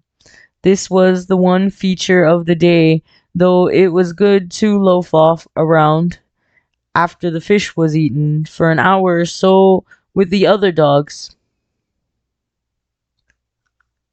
of which there were 5 score and odd. There were fierce fighters among them, but 3 battles with the fiercest brought Buck to mastery, so that when he bristled and showed his teeth, they got out of his way. Best of all, perhaps, he loved to lie near the fire, hind legs crouched under him, forelegs stretched out in front, head raised, and eyes blinking dreamily at the flames. Sometimes he thought of Judge Miller's big house in the sun-kissed Santa Clara Valley, and of the cement swimming tank in Yezbel, the Mexican hairless in Toots, the Japanese pug, but oftener he remembered the man in the red sweater, the death of Curly, the great fight with Spitz, and the good things he had eaten or would like to eat. He was not homesick. The sunland was very dim and distant, and such memories had no power over him. Far more potent were the memories of his hereditary that gave things he had never seen before a seeming familiarity, the instincts which were but the memories of his ancestors become habits, which had lapsed into later days and still later in him quickened and became alive again.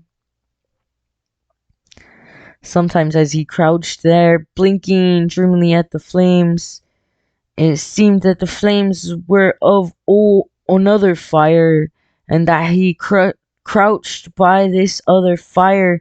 He saw another and different man from the half-breed cook before him. This other man was shorter of leg and longer of arm, with muscles that were stingy and knotty rather than rounded and swelling. The hair of this man was long and matted, and his head slanted back under it from the eyes. He uttered strange sounds and seemed very much afraid of the darkness into which he peered continually, clutching in his hand, which hung midway between knee and foot, a stick with a heavy stone made fast to the end. He was all but naked, a ragged and fire-scorched skin hanging part way down his back, but on his body there was much hair. In some places, across the chest and shoulders and down the outside of the arms and thighs, it was matted into almost a thick fur. He did not stand erect, but with trunk inclined forward from the hips on legs that bent to the knees. About his body there was a peculiar springiness or resiliency, almost cat-like, and a quick alertness as of one who lived in perpetual fear of things seen and unseen. At other times this hairy man squatted by the fire with head between his legs and slept. On such occasions his elbows were on his knees, his hands clasped above his head, as though to shed rain by the hairy arms. And beyond that fire, in the circling darkness, Buck could see many gleaming coals, 2 by 2, always 2 by 2, which he knew to be the eyes of great beasts of prey. And he could hear the crashing of their bodies through the undergrowth, and the noises that made in the night. And dreaming there by the Yukon bank, with lazy eyes blinking at the fire, these sounds and sights of another world would make the hair to rise along his back and stand on end across his shoulders and up his neck, till he whimpered low and suppressedly or growled softly, and the half-breed cook shouted at him, "Hey, you Buck, wake up!" Whereupon the other world would vanish and the real world come into his eyes, and he would get up and yawn and stretch as though he had been asleep. It was a hard trip, with the mail behind them, and the heavy work wore them down. They were short of weight and in poor condition when they made Dawson, and should have had a 10 days or a week's rest at least. But in 2 days' time, they dropped down the Yukon bank from the barracks, loaded with letters for the outside. The dogs were tired, the divers were grumbling, and to make matters worse, it snowed every day. This meant a soft trail, greater friction on the runners, and heavier pulling for the dogs, yet the drivers were fair through it all, and did their best for the animals. Each night the dogs were attended to first. They ate before the drivers ate, and no man sought his sleeping robe till he had seen to the feet of the dogs he drove. Still their strength went down. Since the beginning of the winter they had traveled 1,800 miles dragging sleds the whole weary distance, and 1,800 miles would tell upon life of the toughest. Buck stood it, keeping his mates up to their work and maintaining discipline, though he too was very tired. Billy cried and whimpered regularly in his sleep each night. Joe was sorer than ever, and Sol-leks was unapproachable, blind side or other side. But it was Dave who suffered most of all. Something had gone wrong with him. He became more morose and irritable, and when camp was pitched at once made his nest where his driver fed him. Once out of the harness and down, he did not get on his feet till harness up time in the morning. Sometimes, in the traces, when jerked by a sudden stoppage of the sled or by straining to start it, he would cry out with pain. The drivers examined him but could find nothing wrong. All the drivers became interested in his case. They talked it over at mealtime and over their last pipes before going to bed, and one night they held a consultation. He was brought from his nest to the fire and was pressed and prodded till he cried out many times. Something was wrong inside, but they could locate no broken bones, could not make it out. By the time Cassier Bar was reached, he was so weak that he was falling repeatedly in the traces. The Scotch half-breed called a halt and took him out of the team, making the next dog, Solix, fast to the sled. His intention was to rest Dave, letting him run free behind the sled. Sick as he was, Dave resented being taken out, grunting and growling while the traces were unfastened and whimpering broken-heartedly when he saw Solix in the position he had held and served so long. For the pride of trace and trail was his, and sick unto death, he could not bear that another dog should do his work. When the sled started, he floundered in the soft snow alongside the beaten trail, attacking Solix with his teeth, rushing against him, and trying to thrust him off into the soft snow on the other side, striving to leap inside his traces and get between him and the sled, and all the while whining and yelping and crying with grief and pain. The half-breed tried to drive him away with the whip, but he paid no heed to the stinging lash, and the man had not the heart to strike harder. Dave refused to run quietly on the trail behind the sled, where the going was easy, but continued to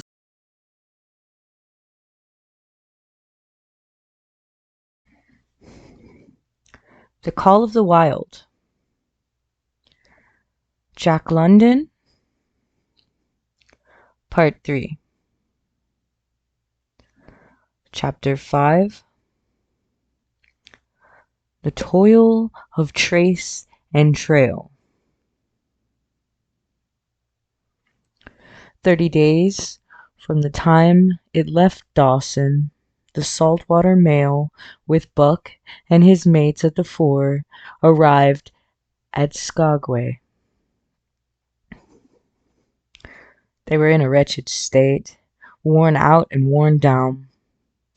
Buck's 140 pounds had dwindled to 115. The rest of his mates, though lighter dogs, had relatively lost more weight than he. Pike, the malingerer, who, in his lifetime of deceit, had once successfully feigned a hurt leg, was now limping in earnest. Solix was limping, and Dub was suffering from a wrenched shoulder blade. They were all terribly footsore. No spring or rebound was left in them. Their feet fell heavy on the trail, jarring their bodies and doubling their fatigue of a day's travel. There was nothing the matter with them except that they were dead tired. It was not the dead tiredness that comes through brief and excessive effort, from which recovery is a matter of hours, but it was the dead tiredness that comes through the slow and prolonged strength drainage of months of toil. There was no power of recuperation left, no reserve strength to call upon. It had been all used, the last least bit of it. Every muscle, every fiber, every cell was tired, dead tired. And there was reason for it. In less than 5 months, they had traveled 2,500 miles during the last 1,800, of which they had had but 5 days of rest.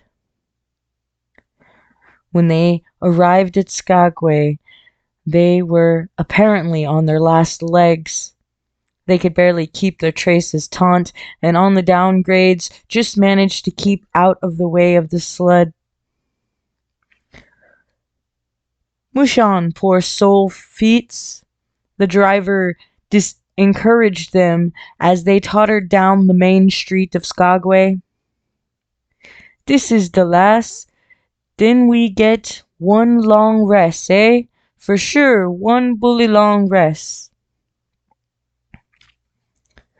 The drivers confidently expected a long stopover.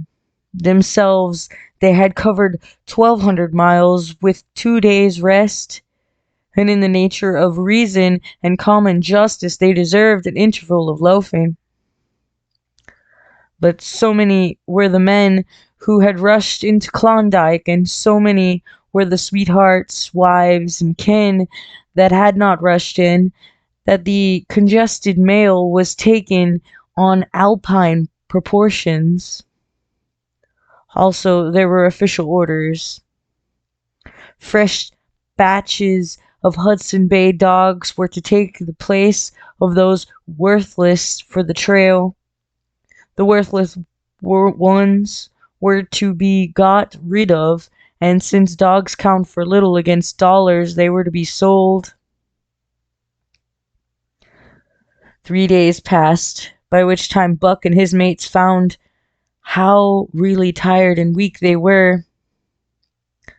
Then on the morning of the 4th day, 2 men from the States came along and bought them, harness and all, for a song. The men addressed each other as Hal and Charles. Charles was a middle-aged, lightish-colored man, with weak and watery eyes and a mustache that twisted fiercely and vigorously up, giving the lie to the limpy, droopy lip it concealed. Hal was a youngster of 19 or 20 with a big Colt revolver and a hunting knife strapped about him on a belt that fairly bristled with cartridges. This belt was the most salient thing about him. It advertised his callowness, a callowness sheer and unutterably. Both men were manifestly out of place, and why such as they should adventure the North is part of the mystery of things that passes understanding. Buck heard chaffering, saw the money pass between the man and the government agent, and knew that the Scotch half-breed and the mail train drivers were passing out of his life on the heels of Perrault and Francos and the others who had gone before. When driven with his mates to the new owner's camp, Buck saw a slipshod and slovenly affair, tent half-stretched, dishes unwashed, everything in disorder. Also he saw a woman, Mercedes the men called her. She was Charles's wife and Hal's sister, a nice family party. Buck watched them apprehensively as they proceeded to take down the tent and load their sled. There was a great deal of effort about their manner, but no businesslike method. The tent was rolled into an awkward bundle 3 times as large as it should have been. The tin dishes were packed away unwashed. Mercedes continually bluttered in the way of her men and kept up an unbroken chattering of remonstrance and advice. When they put a clothes sack on the front of the sled, she suggested it should go on the back, and when they had put it on the back and covered it over with a couple of other bundles, she discovered overlooked articles which could abide nowhere else but in that very sack, and they unloaded again. 3 men from a neighboring tent came out and looked on, grinning and winking at one another. "You've got a right smart load as it is," said one of them, "and it's not me should tell you your business, but I wouldn't tote that tent along if I was you." "Undreamed of," cried Mercedes, throwing up her hands in dainty dismay. "However in the world could I manage without a tent?" "It's springtime, and you won't get any more cold weather," the man replied. She shook her head decidedly, and Charles and Hal put the last odds and ends on top of the mountainous load. "Think it'll ride?" one of the men asked. "Why shouldn't it?" Charles demanded rather shortly. "Oh, that's all right," the man hastened meekly to say. "I was just a-wonderin', that is all. It seemed a mite top-heavy." Charles turned his back and drew the lashings down as well as he could, which was not in the least well. "And of course the dog can hike along all day with that contraption behind them," affirmed a second of the men. "Certainly," said Hal, with freezing politeness, taking hold of the gee-pole with one hand and swinging his whip from the other. "Mush!" he shouted. "Mush on there!" The dog sprang against the breast bands, strained hard for a few moments, then relaxed. They were unable to move the sled. "The lazy brutes, I'll show them," he cried, preparing to lash out at them with the whip. But Mercedes interfered, crying, "Oh, Hal, you mustn't," as she caught hold of the whip and wrenched it from him. "The poor dears, now you must promise you won't be harsh with them for the rest of the trip, or I won't go a step." "Precious lot you know about dogs," her brother sneered, "and I wish you'd leave me alone. They're lazy, I tell you, and you've got to whip them to get anything out of them. That's their way. You ask any one of those men." Mercedes looked at them imploringly, untold repugnance at sight of pain written in her pretty face. "They're weak as water, if you want to know," came the reply from one of the men. "Plumb tuckered out, that's what's the matter. They need a rest." "Rest be blanked," said Hal, with his beardless lips, and Mercedes said, "Oh," in pain and sorrow at the oath, but she was a clannish creature and rushed at once to the defense of her brother. "Never mind that man," she said pointedly. "You're driving our dogs, and you do what you think best with them." Again Hal's whip fell upon the dogs. They threw themselves against the breastbands, dug their feet into the packed snow, got down low to it, and put forth all their strength. The sled head held as though it were an anchor. After 2 efforts, they stood still, panting. The whip was whistling savagely when once more Mercedes interfered. She dropped on her knees before Buck with tears in her eyes and put her arms around his neck. "You poor, poor dears," she cried sympathetically. "Why don't you pull hard? Then you wouldn't be whipped." But Buck did not like her. But he was feeling too miserable to resist her, taking it as part of the day's miserable work. One of the onlookers, who had been clenching his teeth to suppress hot speech, now spoke up. "It's not that I care a whoop what becomes of you, but for the dog's sake, I just want to tell you, you can help them a mighty lot by breaking out that sled. The runners are froze fast. Throw your weight against the gee-pole, right and left, break it out." A third time the attempt was made, but this time, following the advice, Hal broke out the runners, which had been frozen to the snow. The overloaded and unwieldy sled forged ahead, Buck and his mates struggling frantically under the rain of blows. 100 yards ahead, the path turned and sloped steeply into the main street. It would have required an experienced man to keep the top-heavy sled upright, and Hal was not such a man. As though they swung on the turn, the sled went over, spilling half its load through the loose lashings. The dogs never stopped. The lightened sled bounded on its side behind them. They were angry because of the ill treatment they had received and the unjust load. Buck was raging. He broke into a run. The team followed his lead. Hal cried, "Whoa, whoa!" But they gave no heed. He tripped and was pulled off his feet. The capsized sled ground over him, and the dogs dashed on up the street, adding to the gaiety of Skagway as they scattered the remainder of the outfit along its chief thoroughfare. Kind-hearted citizens caught the dogs and gathered up the scattered belongings.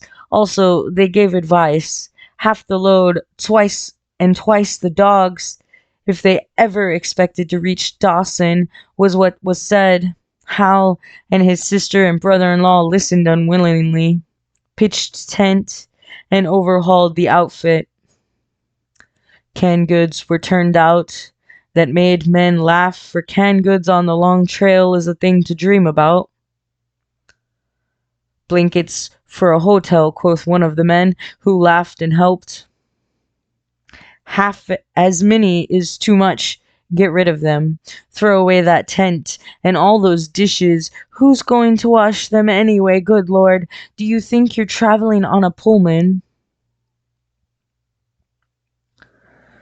And so it went, the inexorable elimination of the superfluous. Mercedes cried when her clothes bags were dumped on the ground, and article after article was thrown out. She cried in general, and she cried in particular over each discarded thing. She clasped hands about knees, rocking back and forth broken-heartedly. She averred she would not go an inch, not for a dozen Charleses. She appealed to everybody and to everything, finally wiping her eyes and proceeding to cast out even articles of apparel that were imperative necessaries. And in her zeal, when she had finished with her own, she attacked the belongings of her men and went through them like a tornado. This accomplished, the outfit, though cut in half, was still a formidable boat. Charles and Hal went out in the evening and bought 6 outside dogs. These added to the 6 of the original team, and Teak and Kuna, the Huskies obtained at the Rink Rapids on the record trip, brought the team up to 14. But the outside dogs, though practically broken in since their landing, did not amount to much. 3 were short-haired pointers, 1 was a Newfoundland, and the other 2 were mongrels of indeterminate breed. They did not seem to know anything, these newcomers. Buck and his comrades looked upon them with disgust, and though he speedily taught them their place and what not to do, he could not teach them what to do. They did not take kindly to trace and trail. With the exception of the 2 mongrels, they were bewildered and spirit-broken by the strange, savage environment in which they found themselves and by the ill treatment they had received. The 2 mongrels were without spirit at all. Bones were the only things breakable about them. With the newcomers hopeless and forlorn, and the old team worn out by 2,500 miles of continuous trail, the outlook was anything but bright. The 2 men, however, were quite cheerful, and they were proud, too. They were doing the thing in style. With 14 dogs, they had seen other sleds depart over the pass for Dawson, or come in from Dawson, but never had they seen a sled with so many as 14 dogs. In the nature of Arctic travel, there was a reason why 14 dogs should not drag one sled, and that was that one sled could not carry the food for 14 dogs. But Charles and Hal did not know this. They had worked the trip out with a pencil, so much to a dog, so many days. QED. Mercedes looked over their shoulder and nodded comprehensively. It was all so very simple. Late next morning, Buck led the long team up the street. There was nothing lively about it, no snap and go in him and his fellows. They were starting dead weary. 4 times he had covered the distance between Saltwater and Dawson, and the knowledge that, jaded and tired, he was facing the same trail once more made him bitter. His heart was not in the work, nor was the heart of any dog. The outsides were timid and frightened, the insides without confidence in their masters. Buck felt vaguely that there was no depending upon these 2 men and the woman. They did not know how to do anything, and as the days went by, it became apparent they could not learn. They were slack in all things, without order or discipline. It took them half the night to pitch a slovenly camp, and half the morning to break that camp and get the sled loaded in fashion so slovenly that for the rest of the day they were occupied in stopping and rearranging the load. Some days they did not make 10 miles. On other days they were unable to get started at all. And on no day did they succeed in making more than half the distance used by the men as a basis in their dog food computations. It was inevitable that they should go short on dog food. But they hastened it by overfeeding, bringing the day nearer when underfeeding would commence. The outside dogs, whose digestion had not been trained by chronic famine to make the most of it, most of little, had voracious appetites, and when, in addition to this, the worn-out huskies pulled weakly, Hal decided that the orthodox ration was too small. He doubled it, and to cap it all, when Mercedes, with tears in her pretty eyes and a quiver in her throat, could not cajole him into giving the dogs still more, she stole from the fish shack and fed them slyly. But it was not food that Buck and the huskies needed, but rest. And though they were making poor time, the heavy load they dragged sapped their strength severely. Then came the underfeeding. Hal awoke one day to the fact that his dog food was half gone and the distance only quarter covered. Further, that for love or money no additional dog food was to be attained. So he cut down even the orthodox ration and tried to increase the day's travel. His sister and brother-in-law seconded him, but they were frustrated by their heavy outfit and their own incompetence. It was a simple matter to give the dogs less food, but it was impossible to make the dogs travel faster while their own inability to get underway earlier in the morning prevented them from traveling longer hours. Not only did they not know how to work the dogs, but they did not know how to work themselves. The first to go was Dub, poor blundering thief that he was, always getting caught and punished. He had nonetheless been a faithful worker. His wretched shoulder blade, untreated and unrested, went from bad to worse till finally Hal shot him with the big Colt revolver. It is a saying of the country that an outside dog starves to death on the rations of the husky, so the 6 outside dogs under Buck could do no less than die on half the rations of the husky.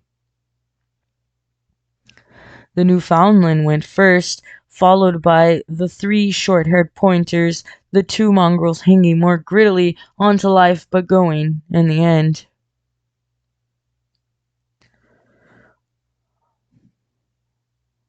By this time all the amenities and gentleness of the Southland had fallen away from the 3 people, shorn of its glamour and romance. Arctic travel between to them a reality too harsh for the manhood and womanhood.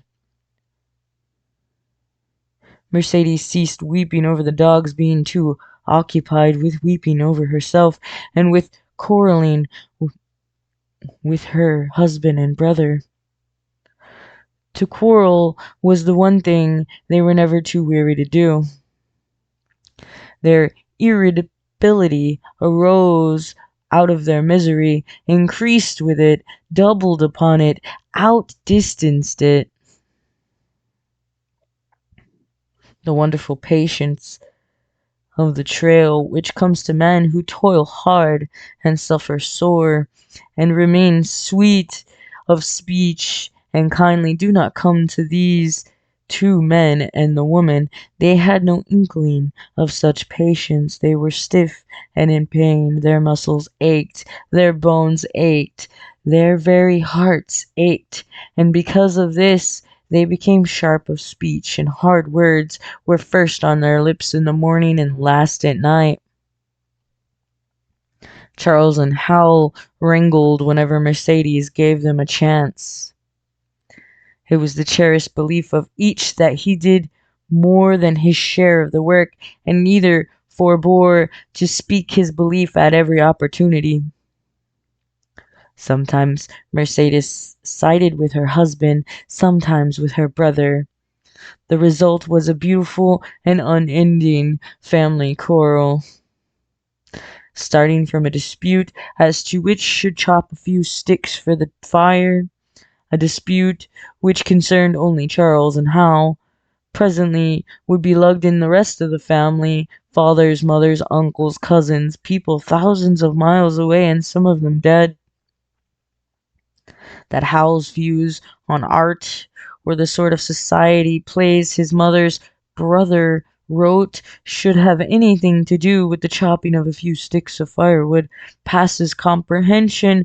Nevertheless, the quarrel was as likely to tend in the direction as in the direction of Charles' political prejudices, and that Charles's sister's tale-bearing tongue should be relevant to the building of a Yukon fire was apparent only to Mercedes, who disburdened herself of copious opinions upon that topic, and incidentally upon a few other traits unpleasantly peculiar to her husband's family. In the meantime, the fire remained unbuilt, the camp half pitched, and the dogs unfed. Mercedes nursed a special grievance, the grievance of sex.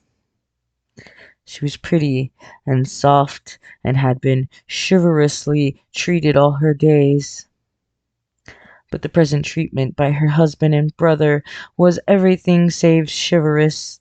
It was her custom to be helpless, they complained, upon which impeachment of what to her was her most essential sex prerogative, she made their lives unendurable. She no longer considered the dogs, because she was sore and tired. She persisted in riding on the sled. She was pretty and soft, but she weighed 120 pounds, a lusty last straw to the load dragged by the weak and starving animals. She rode for days, till they fell in the traces and the sled stood still. Charles and Hal begged her to get off and walk, pleaded with her, entreated, the while she wept and importuned heaven with a recital of their brutality. On one occasion they took her off the sled by main strength. They never did it again. She let her legs go limp like a spoiled child and sat down on the trail. They went on their way, but she did not move. After they had traveled 3 miles, they unloaded the sled, came back for her, and by main strength put her on the sled again. In the excess of their own misery, they were callous to the suffering of the animals. Hal's theory, which he practiced on others, was that one must get hardened. He had started out preaching it to his sister and brother-in-law. Failing there, he hammered it into the dogs with a club. At the 5 fingers, the dog food gave out, and a toothless old squaw offered to trade them a few pounds of frozen horsehide for the Colt's revolver that kept the big hunting knife company at Hal's hip. A poor substitute for food was this hide, just as it had been stripped from the starved horses of the cattlemen 6 months back. In its frozen state, it was more like strips of galvanized iron, and when a dog wrestled it into his stomach, it thawed into thin, innutritious leather strings and into a mass of short hair, irritating and indigestible.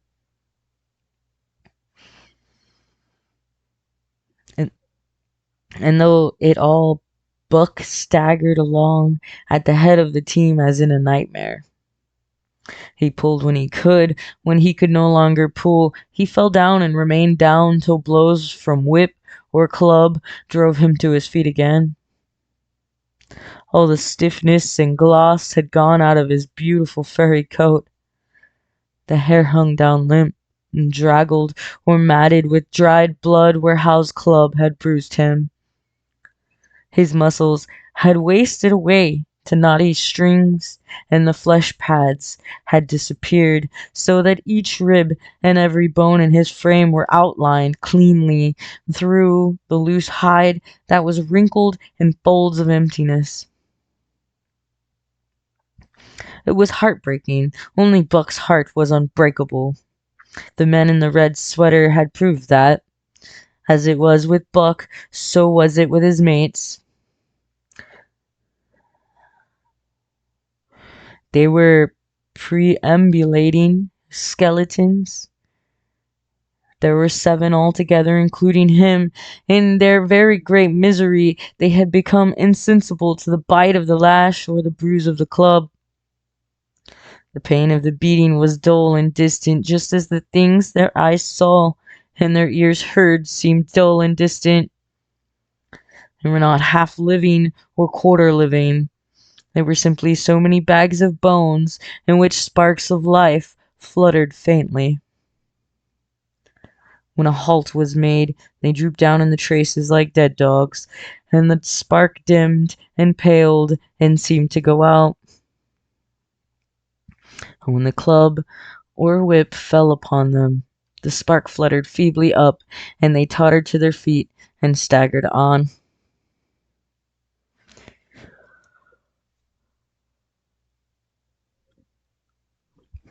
There came a day when Billy, the good-natured, fell and could not rise. Hal had traded off his revolver, so he took the axe and knocked Billy on the head as he lay in the traces, and then cut the carcass out of the harness and dragged it to one side. Buck saw, and his mates saw, and they knew that this thing was very close to them.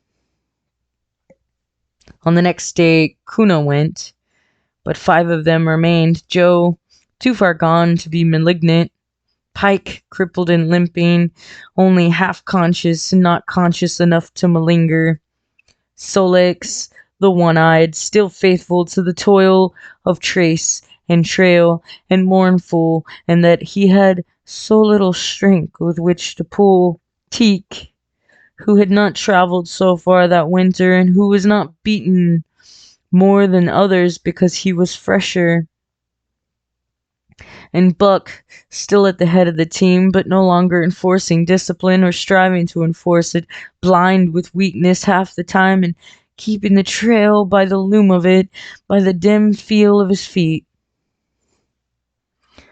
It was beautiful spring weather, but neither dogs nor humans were aware of it. Each day the sun rose earlier and set later. It was dawn by 3 in the morning, and twilight lingered all 9 at night.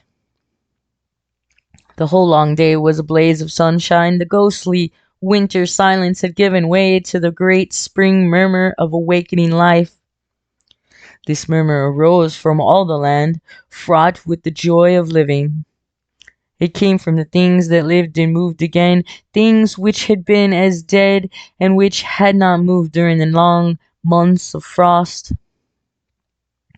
The sap was rising in the pines, the willows and aspens were bursting out in young buds, shrubs and vines were putting on fresh garbs of green, crickets sang in the night, and in the days all manner of creeping, crawling things rustled forth into the sun.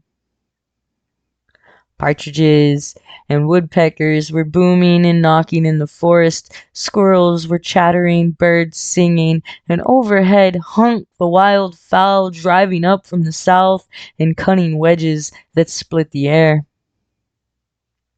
From every hill slope came the trickle of running water, the music of unseen fountains. All things were thawing, bending, snapping. The Yukon was straining to break loose. The ice that bounded down, it ate away from beneath, the sun ate from above. Air holes formed, fissures sprang and spread apart, while thin sections of ice fell through bodily into the river. And amid all this bursting, rending, throbbing of awakening life, under the blazing sun, through the soft-sided breezes, like wayfarers to death, staggered the two men, the woman, and the huskies.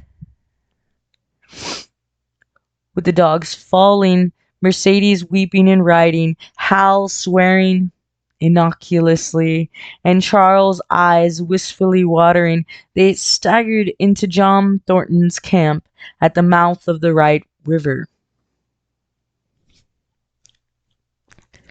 When they halted, the dogs dropped down, as though they had all struck dead. Mercedes dried her eyes and looked at John Thornton. Charles sat down on a log to rest. He sat down very slowly and painstakingly, what of his great stiffness. Hal did the talking. John Thornton was whittling the last touches on an axe handle he had made from stick of a birch. He whittled and listened, gave monosyllabic replies, and when it was asked terse advice, he knew the breed, and he gave his advice in the certainty that it would not be followed. They told us up above the bottom was drooping out of the trail, and that the best thing for us to do was to lay over, Hal said in response to Thornton's warning to take no more chances on the rotten ice. They told us we couldn't make White River, and here we are, the last with a sneering ring of triumph in it. And they told you true, John Thornton answered. The bottom's likely to drop out any moment. Only fools with the blind luck of fools could have made it. I tell you straight, I wouldn't risk my carcass on that ice for all the gold in Alaska. That's because you're not a fool, I suppose, said Hal. All the same, we'll go on to Dawson. He uncoiled his whip. Get up there, Buck. Hi. Get up there. Mush on. Thornton went on whittling. It was idle, he knew, to get between a fool and his folly, while 2 or 3 fools more or less would not alter the scheme of things. But the team did not get up at that command. It had long since passed into the stage where blows were required to rouse it. The whip flashed out here and there on its merciless errands. John Thornton compressed his lips. Solix was the first to crawl to his feet. Teak followed. Joe came next, yelping with pain. Pike made painful efforts. Twice he fell over, when half up, and on the third attempt managed to rise. Buck made no effort. He lay quietly where he had fallen. The lash bit into him again and again, but he neither whined nor struggled. Several times Thornton started as though to speak, but changed his mind. A moisture came into his eyes, and as the whipping continued, he arose and walked irresolutely up and down. This was the first time Buck had failed, in itself a sufficient reason to drive Hal into rage. He exchanged the whip for the customary club. Buck refused to move under the rain of heavier blows which now fell upon him like his mates. He was barely able to get up, but unlike them, He had made up his mind not to get up. He had a vague feeling of impending doom. This had been strong upon him when he pulled into the bank, and it had not departed from him. What of the thin and rotten ice he had felt under his feet all day? It seemed that he sensed disaster close at hand, out there ahead on the ice where his master was trying to drive him. He refused to stir. So greatly had he suffered, and so far gone was he, that the blows did not hurt much. And as they continued to fall upon him, the spark of life within flickered and went down. It was nearly out.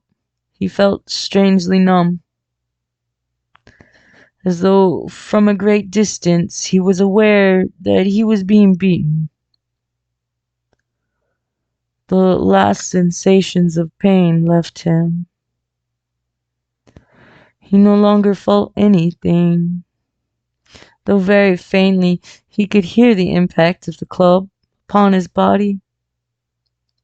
But it was no longer his body. It seemed so far away.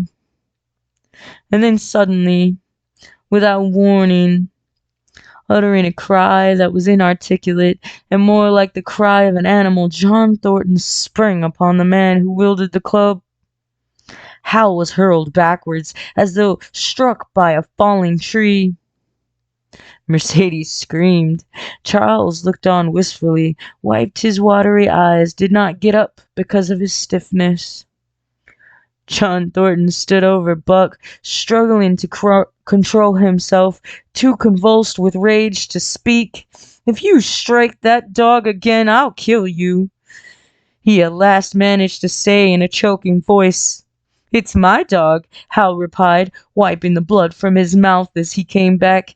"Get out of my way or I'll fix you. I'm going to Dawson." Thornton stood between him and Buck and evidenced no intention of getting out of the way. Hal drew his long hunting knife. Mercedes screamed, cried, laughed, and manifested the chaotic abandonment of hysteria. Thornton rapped Hal's knuckles with the axe handle, knocking the knife to the ground. He rapped his knuckles again as he tried to pick it up. Then he stooped, picked it up himself, and with 2 strokes cut Buck's traces. Hal had no fight left in him.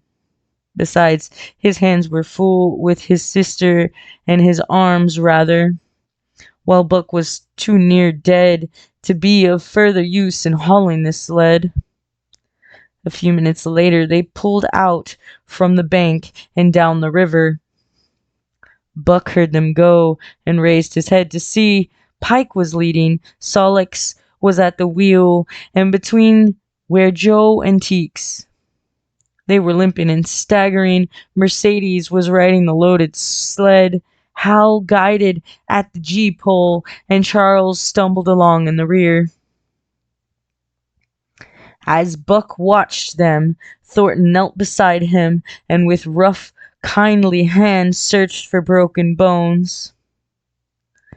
By the time his search had disclosed nothing more than many bruises in a state of terrible starvation, the sled was a quarter of a mile away. Dog and man watched it crawling along over the ice. Suddenly, they saw the back end drop down, as into a rut, and the G-pole, with Hal clinging to it, jerk into the air. Mercedes' scream came into their ears. They saw Charles turn and make 1 step to run back, and then a whole section of ice give way, and dogs and humans disappear. A yawning hole was all that was to be seen. The bottom had dropped out of the trail. John Thornton and Buck looked at each other. "You poor devil," said John Thornton, and Buck licked his hands.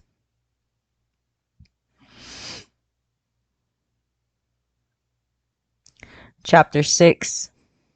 For the Love of a Man.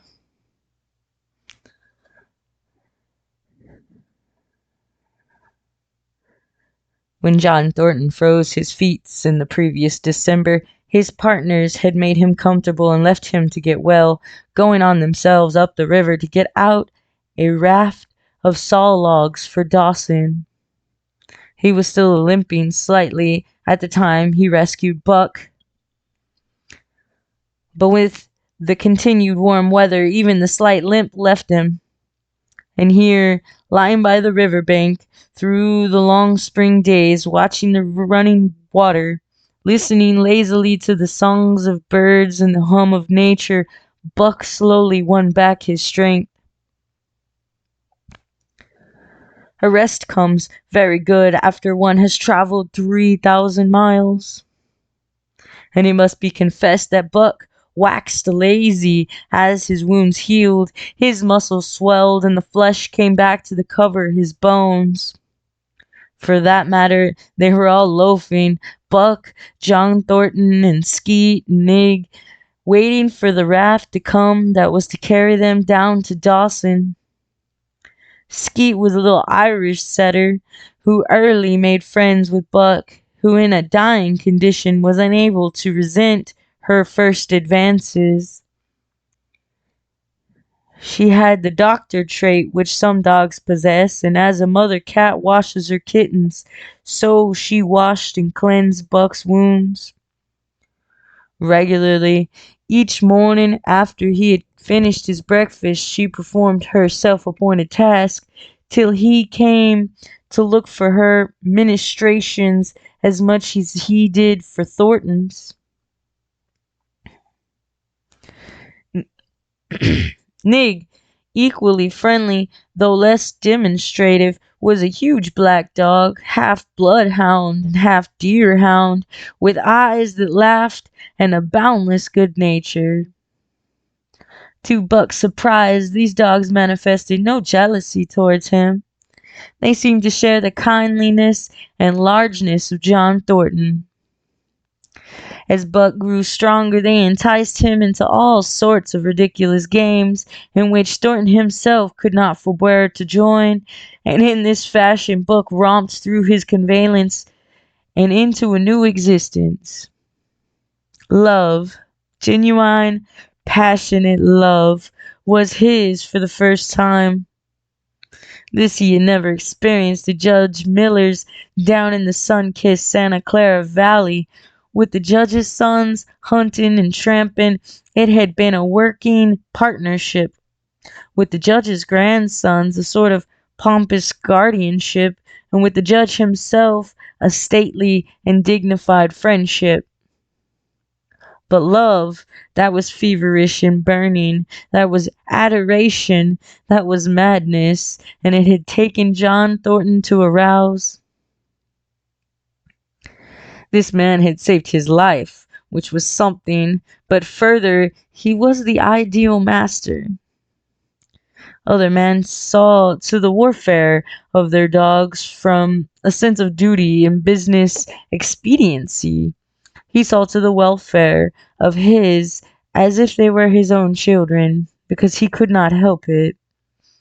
And he saw further, he never forgot a kindly greeting or a cheering word, and to sit down for a long talk with them, gas, he called it, was as much as his delight as theirs.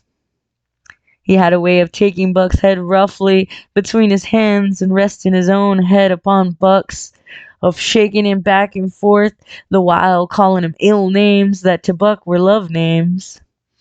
Buck knew no greater joy than that rough embrace and that sound of murmured oaths, and at each jerk back and forth it seemed that his heart would be shaken out of his body, so great was his ecstasy.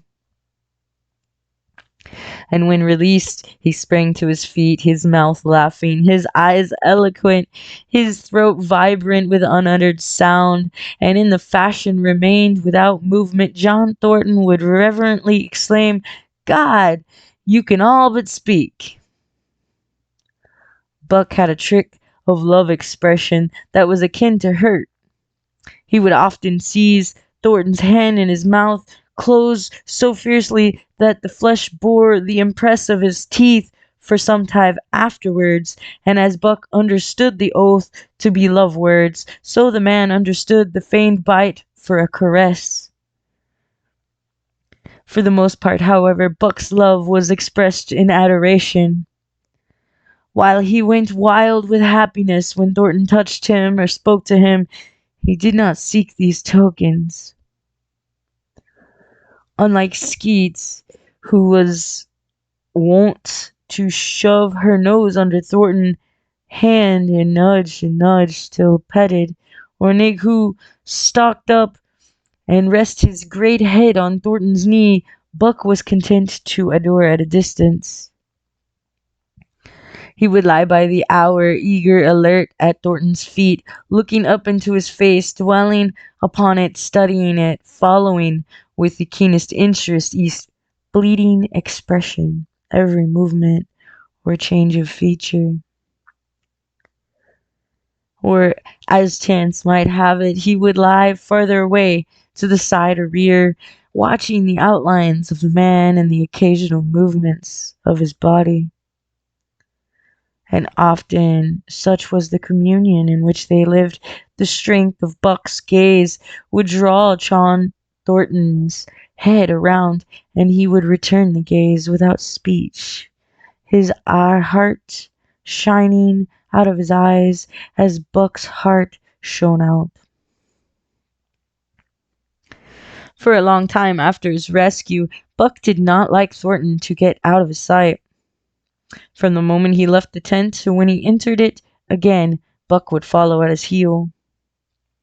His transient masters, since he had come into the Northland, had bred in him a fear that no master could be permanent.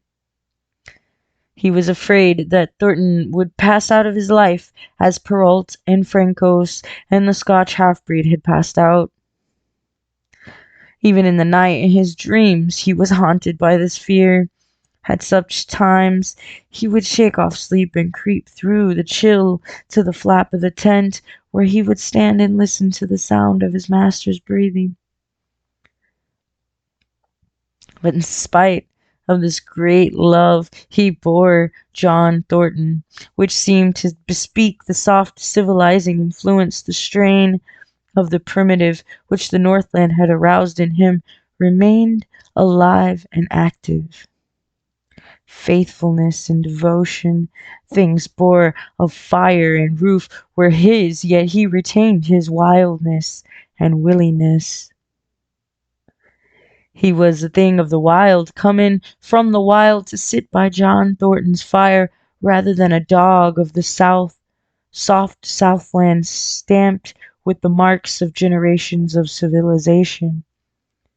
Because of his great love, he could not steal from this man, but from any other man in any other camp he did not hesitate an instant, while the cunning with which he stole enabled him to escape detection. His face and body were scored by the teeth of many dogs, and he fought as fiercely as ever and more shrewdly. Skeet and Nig were too good-natured for quarreling. Besides, they belonged to John Thornton. But the strange dog, no matter what the breeder valor, swiftly acknowledged Buck's supremacy or found himself struggling for life with a terrible antagonist. And Buck was merciless. He had learned well the law of club and fang, and he never forwent an advantage or drew back from a foe he had started on the way to death. He had lessons from Spitz and from the chief fighting dogs of the police and mail, and knew there were no middle course. He must master or be mastered, while to show mercy was a weakness. Mercy did not exist in the primordial life. It was misunderstood for fear, and such misunderstandings made for death. Kill or be killed, eat or be eaten was the law, and this mandate, down out of the depths of time, he obeyed. He was older than the days he had seen and the breaths he had drawn. He linked the past with the present, and the eternity behind him throbbed through him in a mighty rhythm to which he swayed as the tides and seasons swayed. He sat by John Thornton's fire, a broad-breasted dog, white-fanged, long-furred, but behind him were the shades of all manner of dogs, half-wolves, wild wolves, urgent and prompting, tasting the savor of the meat he ate, thirsting for the water he drank, scenting with the wind with him, listening with him, telling him the sounds made by the wildlife in the forest, dictating his moods, directing his actions, lying down to sleep with him when he lay down, and dreaming with him, and beyond him, and becoming themselves the stuff of his dreams. So peremptorily did these shades beckon him, that each day mankind and the claims of mankind slipped further from him. Deep in the forest a call was sounding, and as often as he heard this call, mysterious, thrilling, and luring, he felt compelled to turn his back upon the fire and the beaten earth about it, and to plunge into the forest and on and on. He knew now not where or why, nor did he wonder where or why the call sounded imperiously deep in the forest. But as often as he gained this soft, unbroken earth and the green shade, the love for John Thornton drew him back to the fire again. Thornton alone held him. The rest of mankind was as nothing. Chance travelers might praise or pet him, but he was cold under it all. And from a too demonstrative man, he would get up and walk away. When Thornton's partners, Hans and Pete, arrived on the long-expected raft, Buck refused to notice them till he learned they were close to Thornton. After that, he tolerated them in a passive sort of way, accepting favors from them as though he favored them by accepting. They were of the same large type as Thornton, living close to the earth, thinking simply and seeing clearly, and ere they swung the raft into the big eddy by the sawmill at Dawson, they understood Buck and his ways and did not insist upon an intimacy such as obtained with Skeet and Nig. For Thornton, however, his love seemed to grow and grow. He alone among men could put a pack upon Buck's back in the summer traveling. Nothing was too great for Buck to do when Thornton commanded. One day they had grub-staked themselves from the proceeds of the raft and left Dawson for the headwaters of the Tanana. The men and dogs were sitting on the crest of a cliff which fell away straight down to naked bedrock 300 feet below. John Thornton was sitting near the edge, Buck at his shoulder. A thoughtless whim seized Thornton, and he drew the attention of Hans and Pete to the experiment he had in mind. "Jump, Buck," he demanded, sweeping his arms out over the chasm. The next instant, he was grappling with Buck on the extreme edge, while Hans and Pete were dragging them back into safety. "It's uncanny," Pete said, after it was over and they had caught their speech. Thornton shook his head. "Nah, it is splendid, and it is terrible, too. Do you know, it's something makes me afraid." "I'm not hankering to be the man that lays hands on you while he's around," Pete announced conclusively, nodding his head towards Buck. "Pie Jingo," was Hans' contribution. "Not myself either." It was a circle city ere the year was out, and Pete's apprehensions were realized.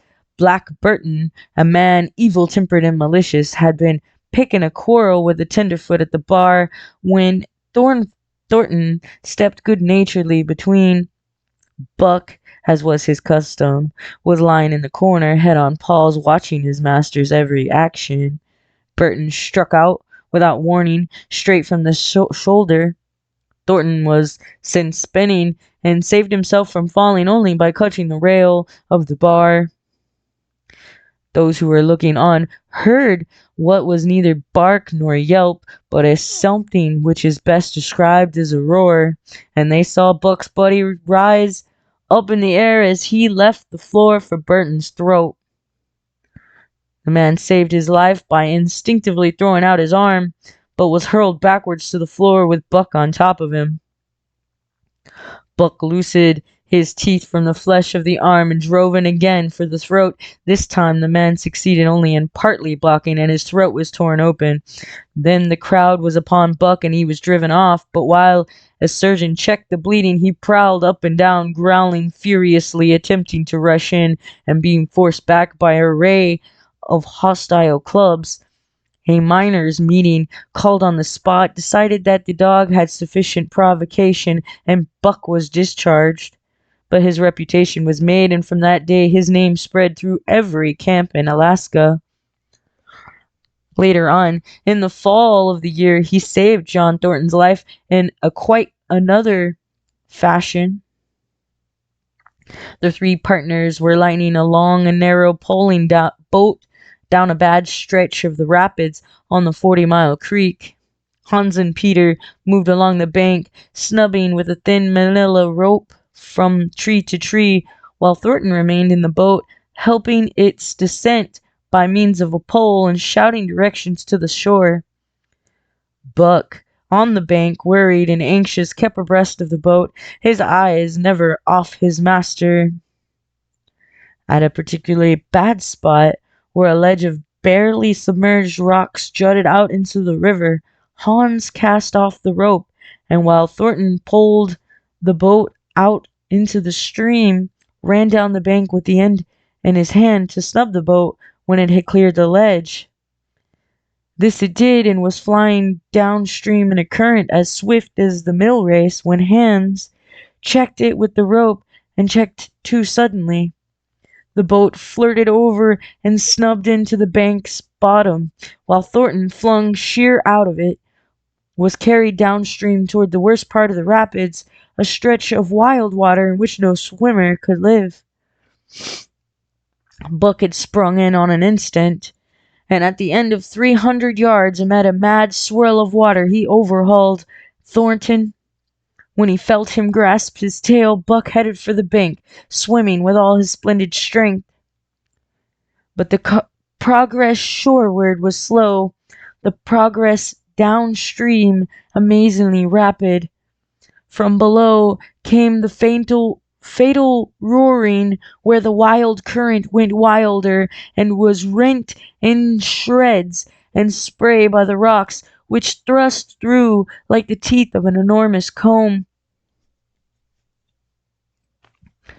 The suck of the water, as it took the beginning of the last steep pitch, was frightful, and Thornton knew that the shore was impossible.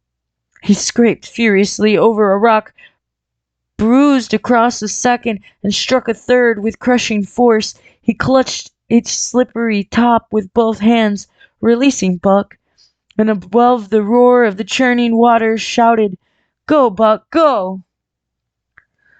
Buck could not hold his own, and swept on downstream, struggling desperately, but unable to win back. When he heard Thornton's command repeated, he partly reared out of the water, throwing his head high as though for a last look, and then turned obediently towards the bank. He swam powerfully and was dragged ashore by beaten Hans, at the very point where swimming ceased to be possible and destruction began. They knew that the time a man could cling to a slippery rock in the face of the driving current was a matter of minutes, and they ran as fast as they could up the bank to a point far above where Thornton was hanging on. They attached the line with which they had been snubbing the boat to Buck's neck and shoulders, being careful that it should neither strangle him nor impede his swimming, and launched him into the stream. He struck out boldly, but not straight enough into the stream. He discovered the mistake too late, and then Thornton was abreast of him and a bare half-dozen strokes away while he was being carried helplessly past. Hans promptly snubbed with the rope as though Buck were a boat. The rope thus tightening on him and thus swept of the current, he was jerked under the surface. Under the surface he remained till his body struck against the bank and he was hauled out. He was half drowned, and Hans, Pete threw themselves upon him, pounding the breath into him and the water out of him. He staggered to his feet and fell down. The faint sound of Thornton's voice came to him, and though they could not make out the words of it, they knew he was in his extremity. His master's voice acted on Buck like an electric shock. He sprang to his feet and ran up the bank ahead of the men to the point his previous departure. Again, the rope was attached and he was launched, and again he struck out, but this time straight into the stream. He had miscalculated once, but he would not be guilty of it a second time. Hans paid out the rope, permitted no slack. While Pete kept it clear of coils, Buck held on till he was on a line straight above Thornton. Then he turned, and with the speed of an express train headed down upon him. Thornton saw him coming, and as Buck struck him like a battering ram, with the whole force of the current behind him, he reached up and closed with both hands around the shaggy neck. Hans snubbed the rope in the tree, and Buck and Thornton were jerked underwater, strangling, suffocating, sometime one uppermost, and sometimes the other, dragging over the jagged bottom, smashing against rocks and snags. They veered into the bank. Thornton came to, belly downward, and being violently propelled back and forth across a drift log by Hans and Peter. His first glance was for Buck, over whose limp and apparently lifeless body Nig was setting up a howl. While Skeet was licking the wet face and closed eyes, Thornton was himself bruised and battered, and he went carefully over Buck's body. When he had been brought around, find 3 broke ribs. "The settles it. We camp right here," and camp they did till Buck's ribs knitted and he was able to travel. That winter at Dawson, Buck performed another exploit, not so heroic perhaps, but one that put his name many notches higher on the totem pole of Alaskan fame. This exploit was particularly gratifying to the 3 men, for they stood in need of an outfit which it furnished, and were enabled to make a long-desired trip into the Virgin East, where miners had not yet appeared. It was brought about by a conversation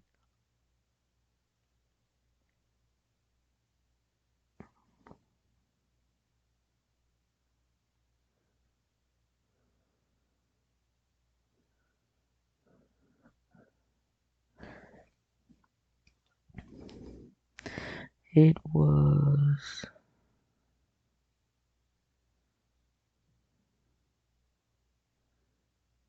was brought about by a conversation in the Eldorado saloon, in which men waxed boastful of their favorite dogs. Buck, because of his record, was the target for these men, and Thornton was driven stoutly to defend him. At the end of the half an hour, one man stated that his dog could start a sled with 500 pounds and walk off with it.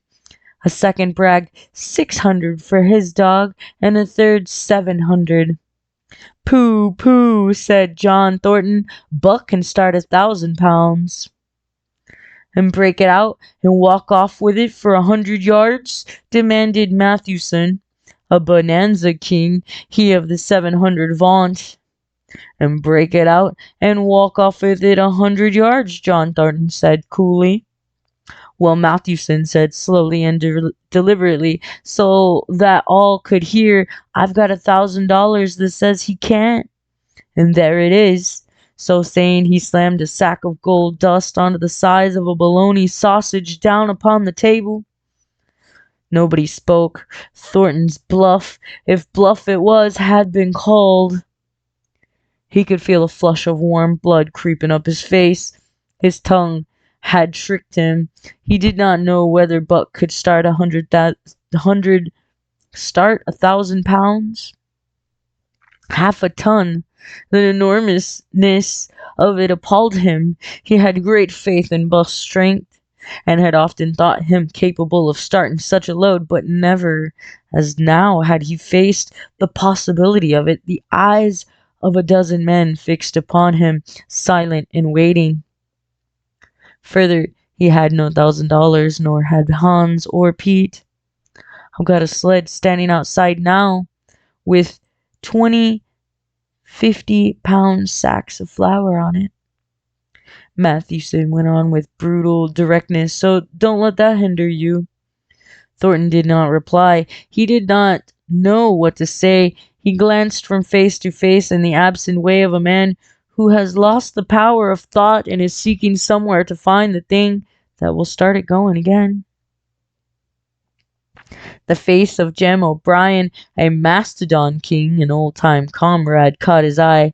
It was as a cue to him, seeming to rouse him to do what he would never have dreamed of doing. "Can you lend me 1,000?" he asked, almost in a whisper. "Sure," answered O'Brien, thumping down a plethoric sack by the side of Mathewson's. "Though it's a little faith I'm having, John, that the best can do the trick."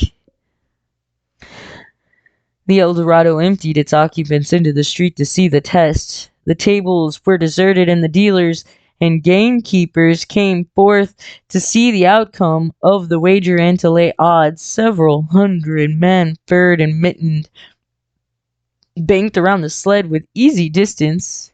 Mathewson's sled, loaded with 1,000 pounds of flour, had been standing for a couple of hours, and in the tense cold, it was 60 below zero. The runners had frozen fast to the hard-packed snow.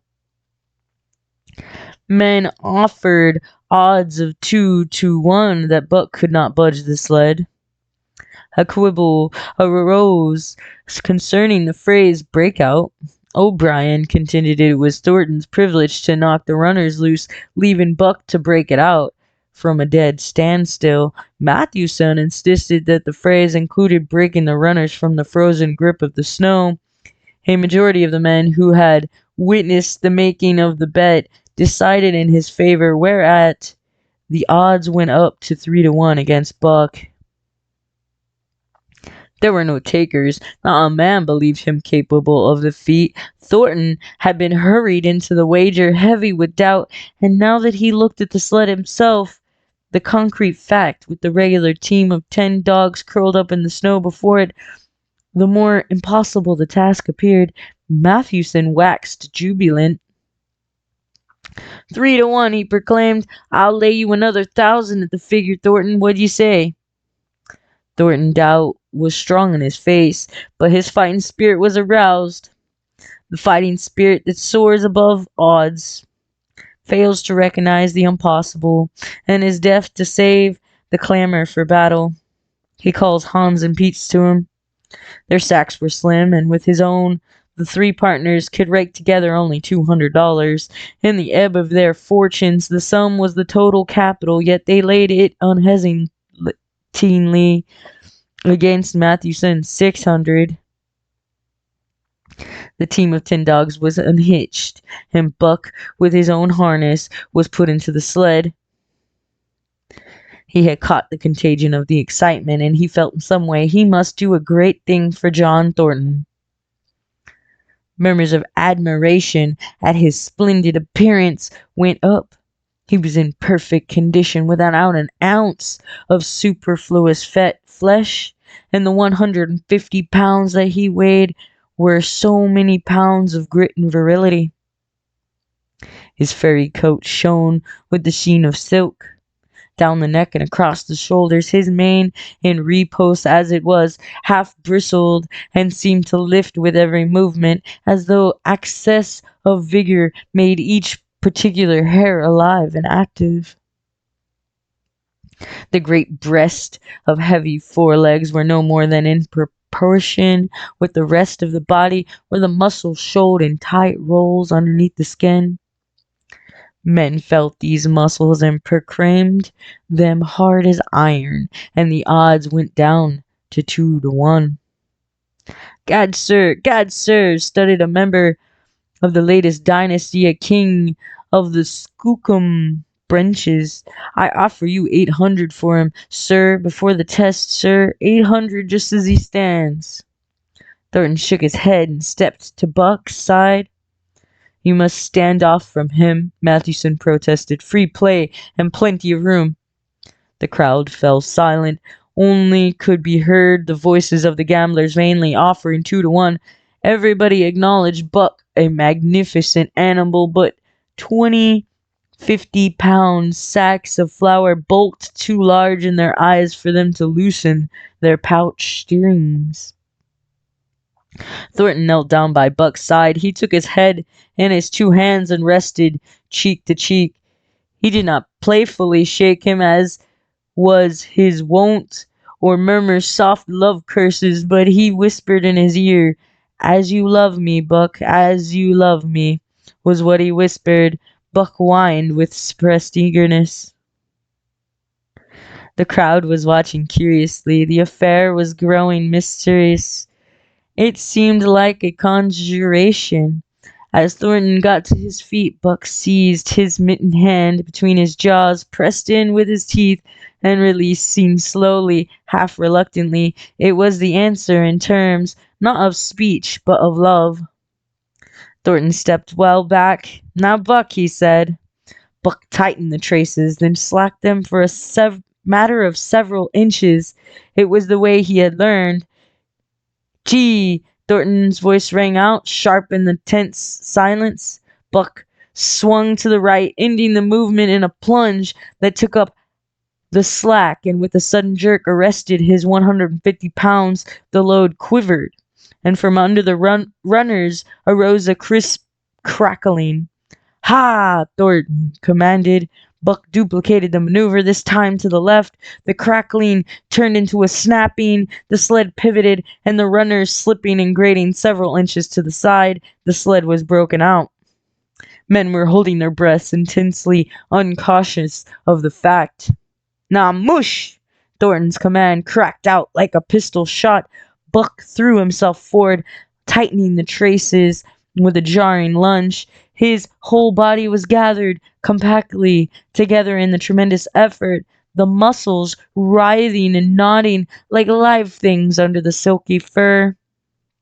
His great chest was low to the ground, his head forward and down, while his feet were flying like mad, the claws scarring the hard-packed snow in parallel grooves. The sled swayed and trembled, half started forward. One of his feet slipped, and one man groaned aloud. Then the sled lurched ahead in what appeared a rapid succession of jerks, though it never really came to a dead stop again. Half an inch, 2 inches. The jerks perceptibly diminished. As the sled gained momentum, he caught them till it was moving steadily along. Men gasped and began to breathe again, unaware that for a moment they had ceased to breathe. Thornton was running behind, encouraging Buck with short, cheery words.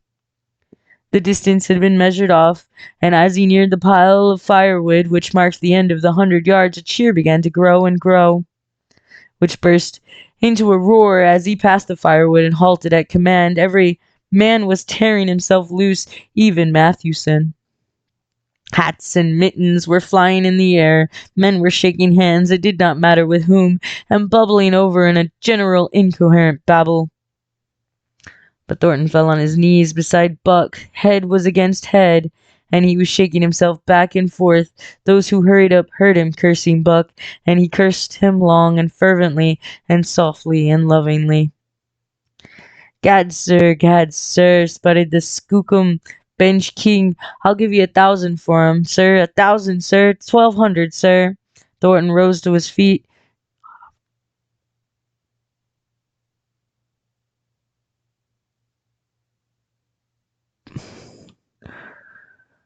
Hand in head.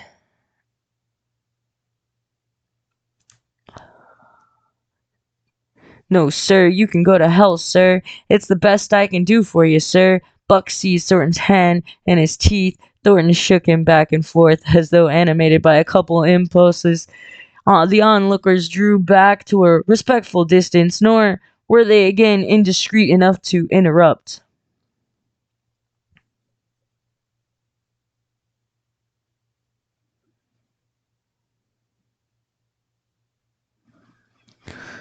Chapter 7. The sounding of the call. When Buck earned $1,600 in 5 minutes for John Thornton, he made it possible for his master to pay off certain debts and to journey with his partners into the East after a fabled lost mine, the history of which was as old as the history of the country. Many men had sought it, few had found it. The more than a few there were who had never returned from the quest. This lost mine was steeped in tragedy and shrouded in mystery. No one knew of the first man. The oldest tradition stopped before it got back to him. From the beginning there had been an ancient and ramshackle cabin. Dying men had sworn to it, and to the mine that sight of which it marked, clinching their testimony with the nuggets. They were unlike any known grade of gold in the Northland. But no living man had looted this treasure house, and the dead were dead. Wherefore John Thornton and Pete and Hans, with Buck and half a dozen other dogs, faced into the east of an unknown trail to achieve where men and dog as good as themselves had failed. They sledded 70 miles up the Yukon, swung to the left into the Stewart River, past the Mayo and the McQuestion, and held on until the Stewart itself became a streamlet, threading the upstanding peaks which marked the backbone of the continent. John Thornton asked little of man or nature. He was unafraid of the wild. With a handful of salt and a rifle, he could plunge into the wilderness and fare wherever he pleased as long as he pleased. Being in no haste, Indian fashion, he hunted his dinner in the course of the day's travel, and if he failed to find it like the Indian, he kept on traveling, secure in the knowledge that sooner or later he would come to it. So on this great journey into the East, straight meat was the bill of the fare. Ammunition and tools principally made up the load of the sled, and the time card was drawn upon the limitless future. To Buck it was a boundless delight, this hunting, fishing, and indefinite wandering through strange places. For weeks at a time they would hold on steady day after day, and for weeks upon end they would camp here and here. The dogs loafing, the men burning holes through frozen muck and gravel and washing countless pans of dirt by the heat of the fire. Sometimes they went hungry, sometimes they feasted riotously, all according to the abundance of game and the fortune of hunting. Summer arrived and the dogs and men packed on their packs, rafted across blue mountain lakes and descended or ascended unknown rivers in slender boats, whipsawed from the standing forest. The months came and went, and back and forth they twisted through the uncharted vastness, where no man were, and yet where men had been, if the lost cabin were true. They went across divides in summer. Blizzards shivered under the midnight sun on naked mountains. Between the timberline and the eternal snows dropped into summer valleys amid swarming gnats and flies, and in the shadows of glaciers picked strawberries and flowers as ripe and fair as any the Southland could boast. In the fall of the year they penetrated a weird lake country, sad and silent, where wild fowl had been, but where then there was no life, no sign of life. Only the blowing of wind chills, the forming of ice in the sheltered places, and the melancholy rippling of waves on lonely beaches. And through another winter they wandered on the obliterated trails of men who were gone before. Once they came upon a path blazed through the forest, an ancient path, and the lost cabin seemed very near. But the path began nowhere and ended nowhere, and it remained mystery, as the man who made it and the reason he made it remained mystery. Another time they chanced upon the time-graven wreckage of a hunting lodge, and amid the shreds of the rotted blanket John Thornton found a long-barreled flintlock. He knew it for a Hudson Bay Company gun of a young days in the Northwest, when such a gun was worth its hide in beaver skins packed flat. And that was all. No hint as to the man who was in the early days had reared the lodge and left the gun among the blankets. Spring came on once more, and at the end of all their wandering they found, not the lost cabin, but a shallow placer in a broad valley where the gold showed like yellow butter across the bottom of a washpan. They sought no further. Each day they worked earned them thousands of dollars in clean dust and nuggets, and they worked every day. The gold was sacked in moose-hide bags, 50 pounds to the bag, and piled like so much firewood outside the Spruce Boro Lodge. Like giants they toiled, days flashing on the heels of days like dreams as they heaped the treasure up. It was nothing for the dogs to do save the hauling in of meat now and again that Thornton killed, and Buck spent long hours musing by the fire. The vision of the short-legged, hairy man came to him more frequently, now that there was little work to be done, and often, blinking by the fire, Buck wandered with him in that other world which he remembered. The salient thing of this other world seemed fear. When he watched the hairy man sleeping by the fire, head between his knees and hands clasped above, Buck saw that he slept restlessly. Many starts and awakenings, at which time he would peer fearfully into the darkness and fling more wood upon the fire. Did they walk by the beach of a sea where the hairy man gathered shellfish and ate them as he gathered, it was with eyes that roved everywhere for hidden danger, and with legs prepared to run like the wind at its first appearance. Through the forest they crept noiselessly, Buck at the hairy man's heels, and they were alert and vigilant, and the pair of them each twitching and moving and nostrils quivering, for the man heard and smelled as keenly as Buck. The hairy man could spring up into the trees and travel ahead as fast as on the ground, swinging by the arms from limb to limb, sometimes a dozen feet apart, letting go and catching, never falling, never missing his grip. In fact, he seemed as much at home among the trees as on the ground. And Buck had memories of nights of vigil spent beneath the trees wherein the hairy man roosted, holding on tightly as he slept. And closely akin to the visions of the hairy man was the call still sounding in the depths of the forest. It filled him with a great unrest and strange desire. It caused him to feel a vague, sweet gladness, and he was aware of wild yearnings and stirrings for he knew not what. Sometimes he pursued the call into the forest, looking for it as though it were a tangible thing, barking softly or defiantly as the mood might dictate.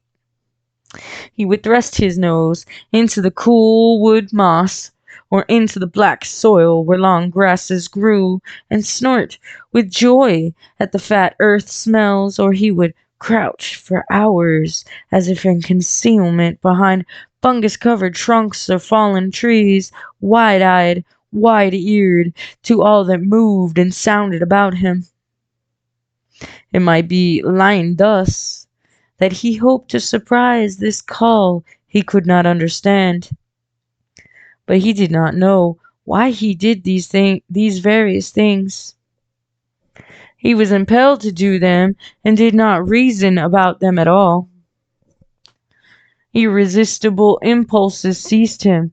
He would be lying in camp, dozing lazily in the heat of the day, when suddenly his head would lift and his ears cock up, intent and listening, and he would spring to his feet and dash away and on for hours, though the forest aisles and across the open spaces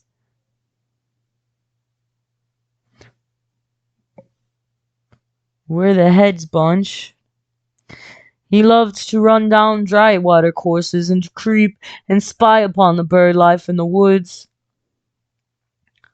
For a day at a time, he would lie in the underbrush where he could watch the partridges drumming and strutting up and down. But especially, he loved to run in the dim twilight of the summer midnights, listening to the subdued and sleepy murmurs of the forest, reading signs and sounds as men may read a book, and seeking for the mysterious something that called, waking or sleeping at all times for him to come. One night he sprang from sleep with a start, eager-eyed, nostrils quivering and scenting, his mane bristling in recurrent waves. From the forest came the call, or one note of it, for the call was many-noted, distinct and definite as never before, a long-drawn howl, like yet unlike any noise made by husky dog, and he knew it in the old familiar way as a sound heard before.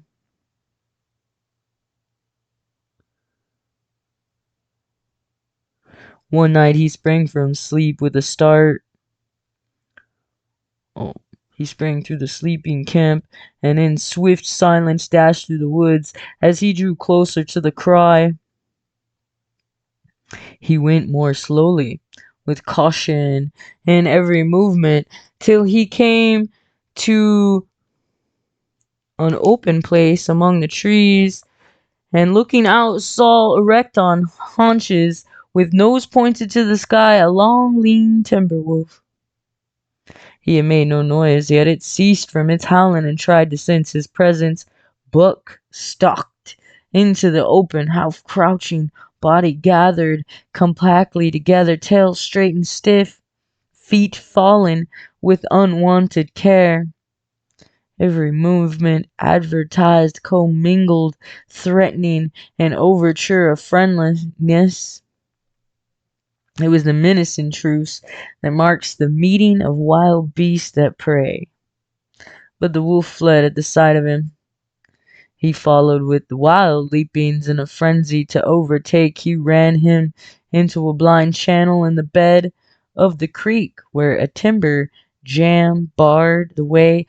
The wolf whirled about, pivoting on his hind legs after the fashion of Joe and of all cornered husky dogs, snarling and bristling, clipping his teeth together in a continuous and rapid succession of snaps.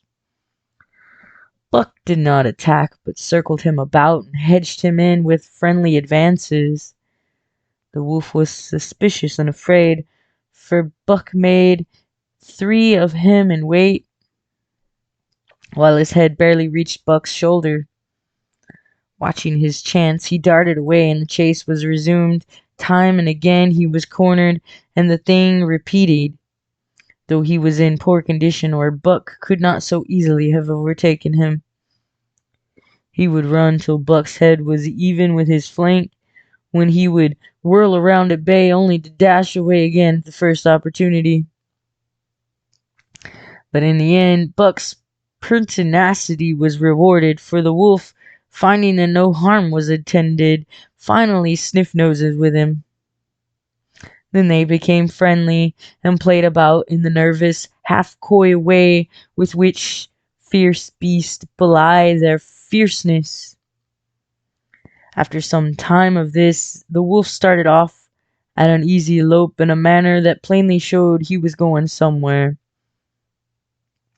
He made it clear to Buck that he was to come, and they ran side by side through the somber twilight, straight up the creek bed into the gorge for which it issued, and across the bleak divide where it took its rise. On the opposite slope of the watershed, they came down into a level country where were great stretches of forest and many streams. And through these great stretches they ran steadily, hour after hour, the sun rising higher and the day growing warmer. Buck was wildly glad. He knew what he was at last answering the call, running by the side of his wood brother toward the place from where the call surely came.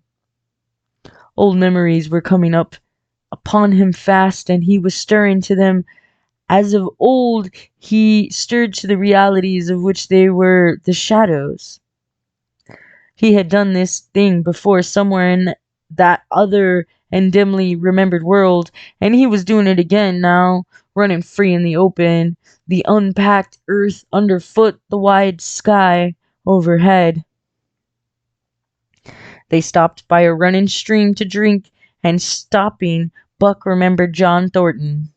He sat down. The wolf started on towards the place from where the call surely came, then returned to him, sniffing noses, making actions as though to encourage him. But Buck turned about and started slowly on back track. For the best part of an hour the wild brother ran by his side, whining softly. Then he sat down, pointed his nose upward, and howled. It was a mournful howl, and as Buck held steadily on his way, he heard it grow fainter and fainter, until it was lost in the distance.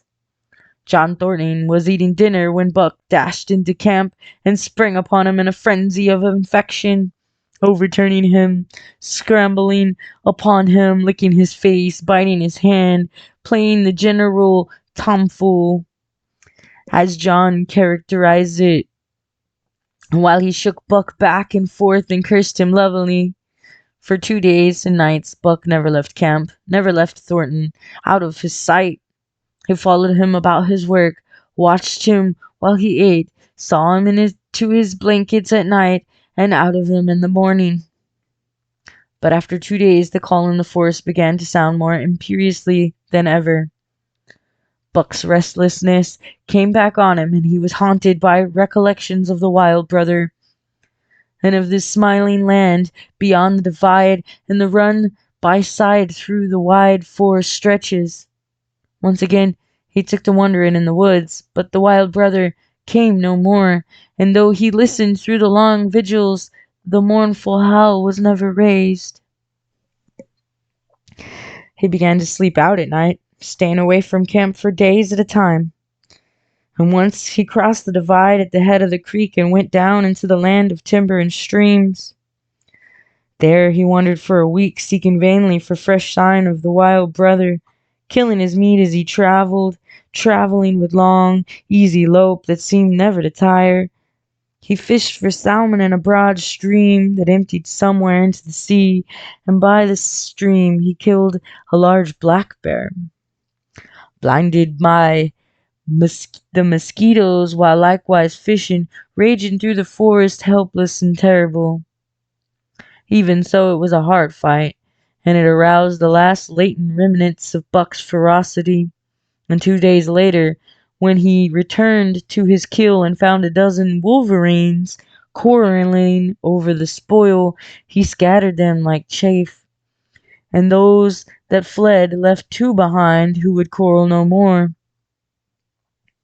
The blood-longing became stronger than ever before. He was a killer, a thing that preyed, living on the things that lived, unaided, alone, by virtue of his own strength and prowess, surviving triumphantly in a hostile environment where only the strong survive. Because of all this, he became possessed of a great pride in himself, which communicated itself like a contagion to his physical being. It advertised itself in all his movements, was apparent, and the play of every muscle spoke plainly as speech in the way he carried himself and made his glorious furry coat, if anything, more glorious. But for the stray brown on his muzzle and above his eyes, and for the splash of white hair that ran midmost down his chest, he might well have been mistaken for a gigantic wolf, larger than the largest of the breed. From his Saint Bernard father he had inherited size and weight, but it was his shepherd mother who had given shape to the size of and weight. His muzzle was the long muzzle, wolf muzzle, save that it was larger than the muzzle of any wolf, and his head, somewhat broader, was the wolf head on a massive scale. His cunning was wolf cunning and wild cunning, his intelligence shepherd intelligence and Saint Bernard intelligence, and all this, plus an experience gained in the fiercest of schools, made him as formidable as a creature as any that roamed in the wild. A carnivorous animal living on a straight meat diet, he was in full flower at the high tide of his life, overspilling with vigor and virility. When Thornton passed, a caressing hand along his back, a snapping and crackling followed the hand, each hair discharging its pent magnetism at the contact. Every part, brain and body, nerve tissue and fiber, was keyed to the most exquisite pitch, and between all the parts there was a perfect equilibrium or adjustment. To sights and sounds and events which required action, he responded with lightning-like rapidity. Quickly as a husky dog could leap to defend from attack or to attack, he could leap twice as quickly. He saw the movement or heard sound and responded in less time than another dog required to compass the mere seeing or hearing. He perceived and determined and responded in the same instant. In point of fact, the three actions of perceiving, determining, and responding were sequential, but so infinitesimal were the intervals of time between them that they appeared simultaneous.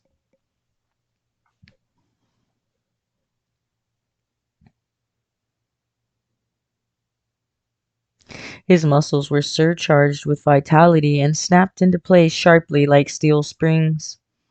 Life seemed through him in splendor flood, glad and rampant, until it seemed that it would burst him asunder in sheer ecstasy and pour forth generously over the world. "Never was there such a dog," said John Thornton one day, as the partners watched Buck marching out of camp. "When he was made, the mold was broke," said Pete. "Be jingo, I think so myself," Hans affirmed. They saw him marching out of camp, but they did not see the instant and terrible transformation which took place as soon as he was within the secrecy of the forest. He no longer marched at once. He became a thing of the wild, stealthily stealing along softly, cat-footed, a passing shadow that appeared and disappeared among the shadows. He knew how to take advantage of every cover, to crawl on his belly like a snake, and like a snake to leap and strike. He could take a ptarmigan from its nest, kill a rabbit as it slept, and snap in mid-air the little chipmunk fleeing a second too late for the trees. Fish in open pools were not too quick for him, nor were the beavers mending the dams too wary. He killed to eat, not from wantonness, but he preferred to eat what he killed himself. So a lurking humor ran through his deeds, and it was his delight to steal upon the squirrels, and when he all but had them, to let them go, chattering in mortal fear to the treetops. As the fall of the year came on, the moose appeared in greater abundance, moving slowly down to meet the winter in the lower and less rigorous valleys.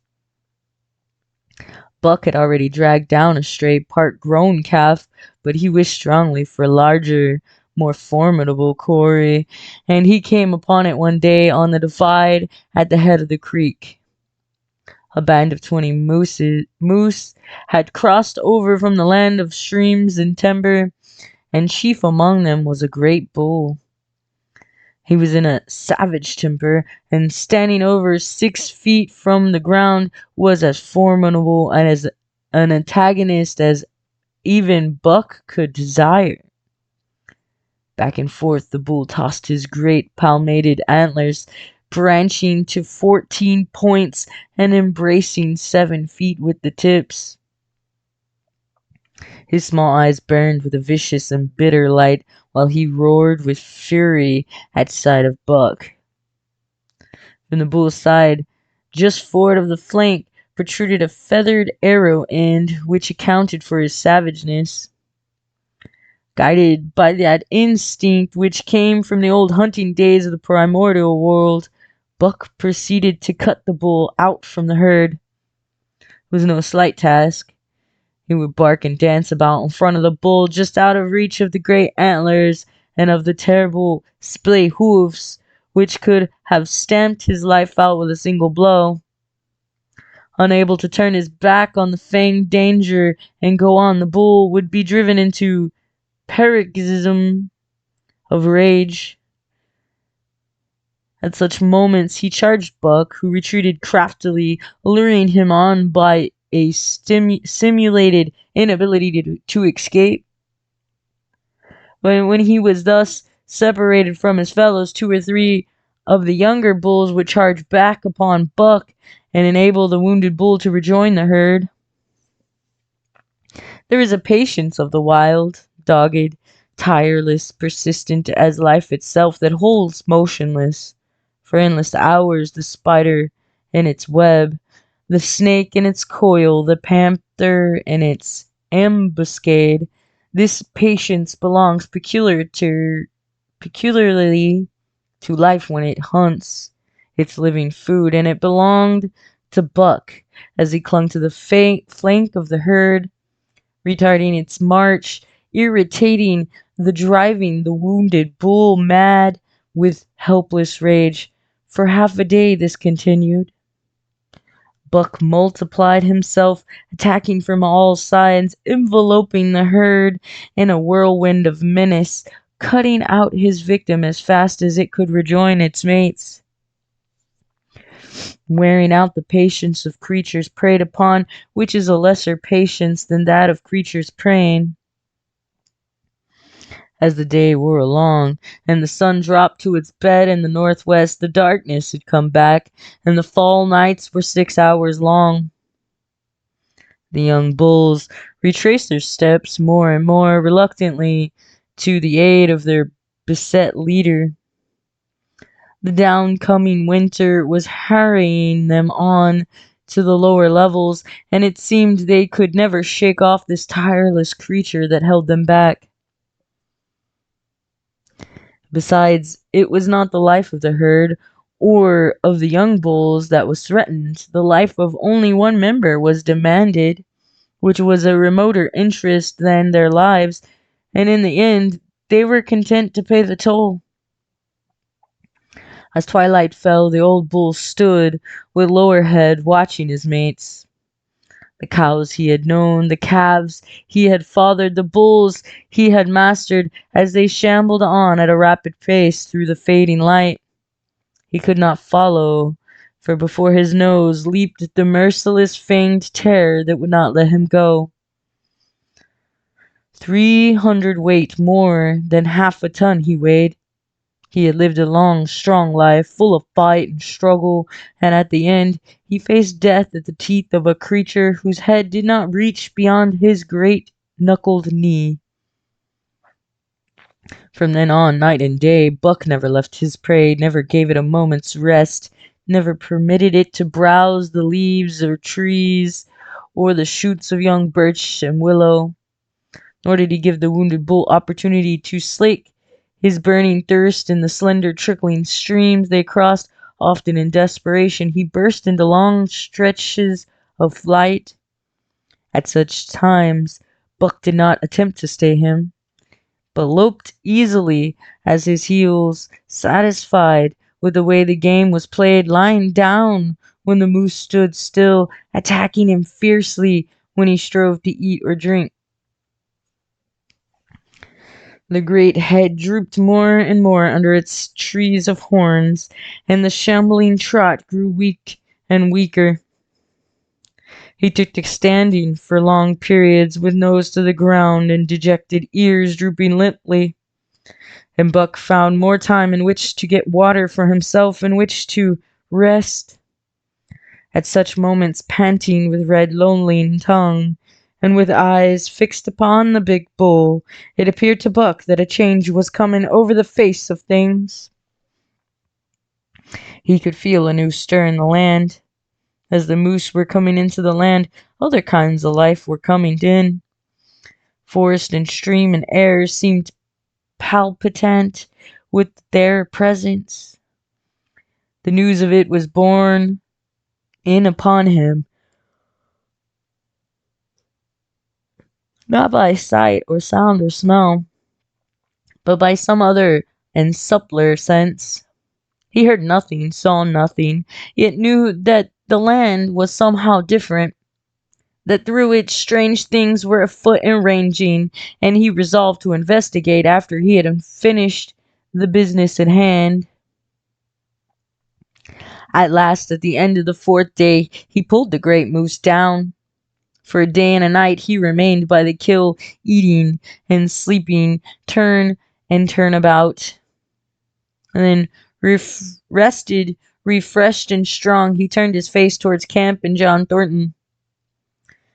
He broke into a long, easy lope, and went on hour after hour, never at loss for the tangled way, heading straight home through the strange country with a certitude of direction that put man and his magnetic needle to shame. As he held on, he became more and more conscious of the new stir in the land. There was life abroad in it, different from the life which had been there throughout the summer. No longer was this fact borne upon him in some subtle, mysterious way. The birds talked of it. The squirrels chatted about it. The very breeze whispered of it. Several times he stopped and drew in fresh morning air in great sniffs, reading a message which made him leap on with greater speed. He was oppressed with a sense of calamity happening, if it were not calamity already happened, and as he crossed the last watershed and dropped down into the valley towards camp, he proceeded with greater caution.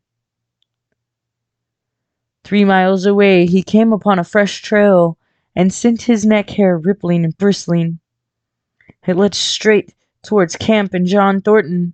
Buck hurried on, swiftly and stealthily, every nerve straining and tense, alert to the multitudinous details which told a story, all but the end. His nose gave him a varying description of the passage of the life on the heels of which he was traveling. He remarked the pregnant silence of the forest. The bird life had flitted, and the squirrels were in hiding. One only he saw, a sleek gray fellow, flattened against a gray dead limb, so that he seemed to be part of it, a woody excrescence upon the wood itself. As Buck slid along with the obscureness of a gliding shadow, his nose was jerked suddenly to the side, as though a positive force had gripped and pulled it. He followed the new scent into a thicket and found Nig. He was lying on his side, dead, where he had dragged himself, an arrow protruding head and feather from either side of his body. 100 yards further on, Buck came upon one of the sled dogs Thornton had bought in Dawson. This dog was thrashing about in a death struggle directly on the trail, and Buck passed around him without stopping. From the camp came the faint sound of many voices rising and falling in a sing-song chant.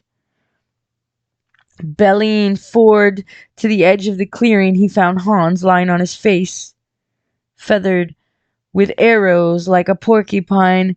At the same instant, Buck peered out where the spruce bow lodge had been and saw what made his hair leap straight up on his neck and shoulders. A gust of overpowering rage swept over him. He did not know that he growled, but he growled aloud with a terrible ferocity. For the last time in his life he allowed passion to usurp cunning and reason, and it was because of his great love for John Thornton that he lost his head.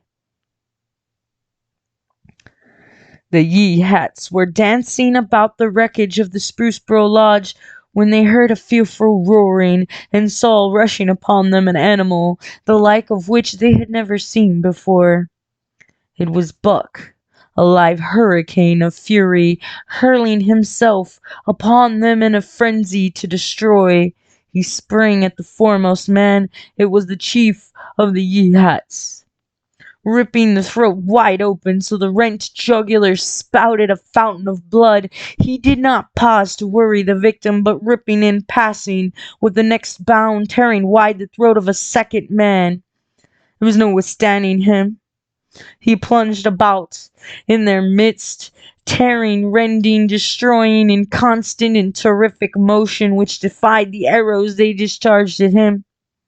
In fact, so inconceivably rapid were his movements and so closely were the Indians tangled together that they shot one another with their arrows, and one young hunter, hurling a spear at Buck in midair, drove it through the chest of another hunter with such force that the point broke through the skin of the back and stood out behind. Then a panic seized the Ye Hats, and they fled in terror to the woods, proclaiming as they fled the advent of an evil spirit. And truly Buck was the fiend incarnate, raging at their heels and dragging them down like deer as they raced through the trees. It was a fateful day for the Ye Hats.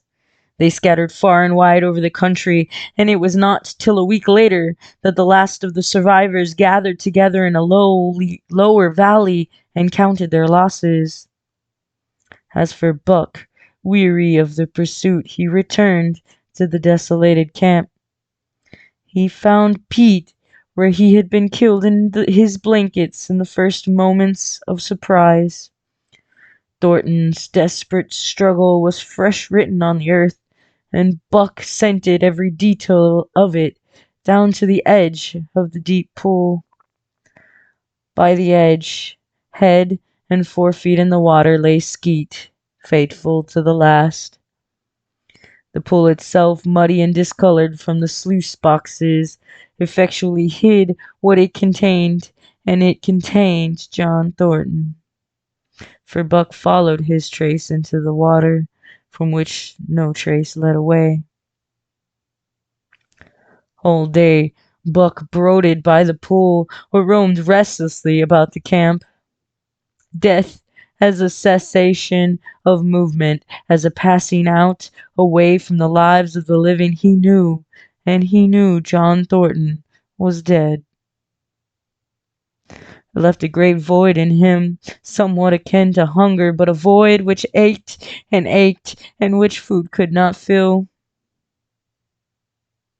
At times, when he paused to contemplate the carcasses of the Ye Hats, he forgot the pain of it, and at such times he was aware of a great pride in himself, a pride greater than any he had yet experienced. He had killed men, the noblest game of all, and he had killed in the face of the law of club and fang. He sniffed the bodies curiously. They had died so easily. It was harder to kill a husky dog than them. They were no match at all, were it not for their arrows and spears and clubs. Thenceforward he would be unafraid of them, except when they bore in their hands their arrows, spears, and clubs. Night came on, and a full moon rose high over the trees into the sky. Lightning lighting the land till it lay bathed in ghostly day. And with the coming of the night, brooding and mourning by the pool, Buck became alive to a stirring of the new life in the forest, other than which the ye hats had made. He stood up, listening and scenting. From far away drifted a faint, sharp yelp, followed by a chorus of similar sharp yelps.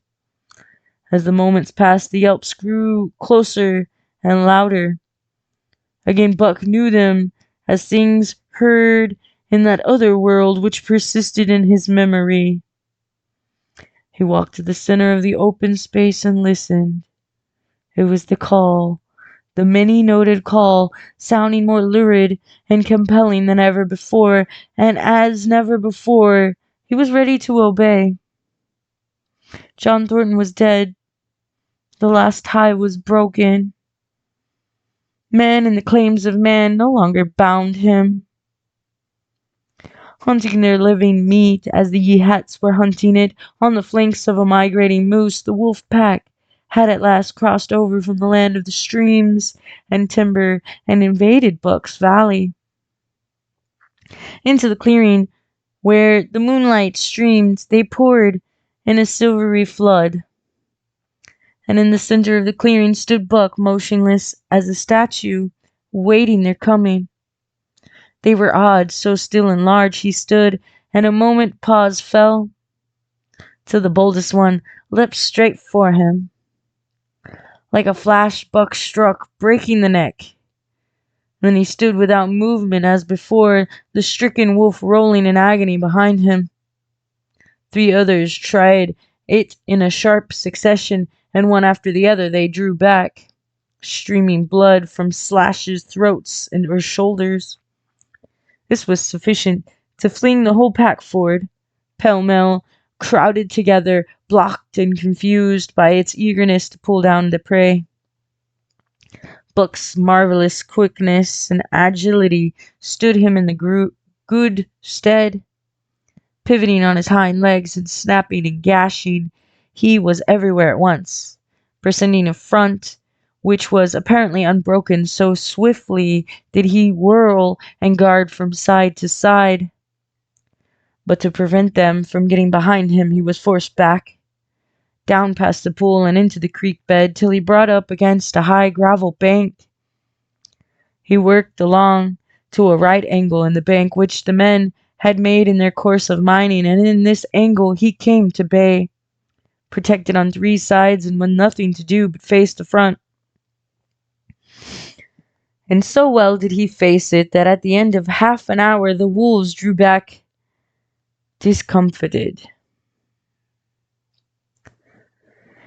The tongues of all were out and lolling, the white fangs showing cruelly white in the moonlight. Some were lying down with heads raised and ears pricked forward. Others stood on their feet watching him, and still others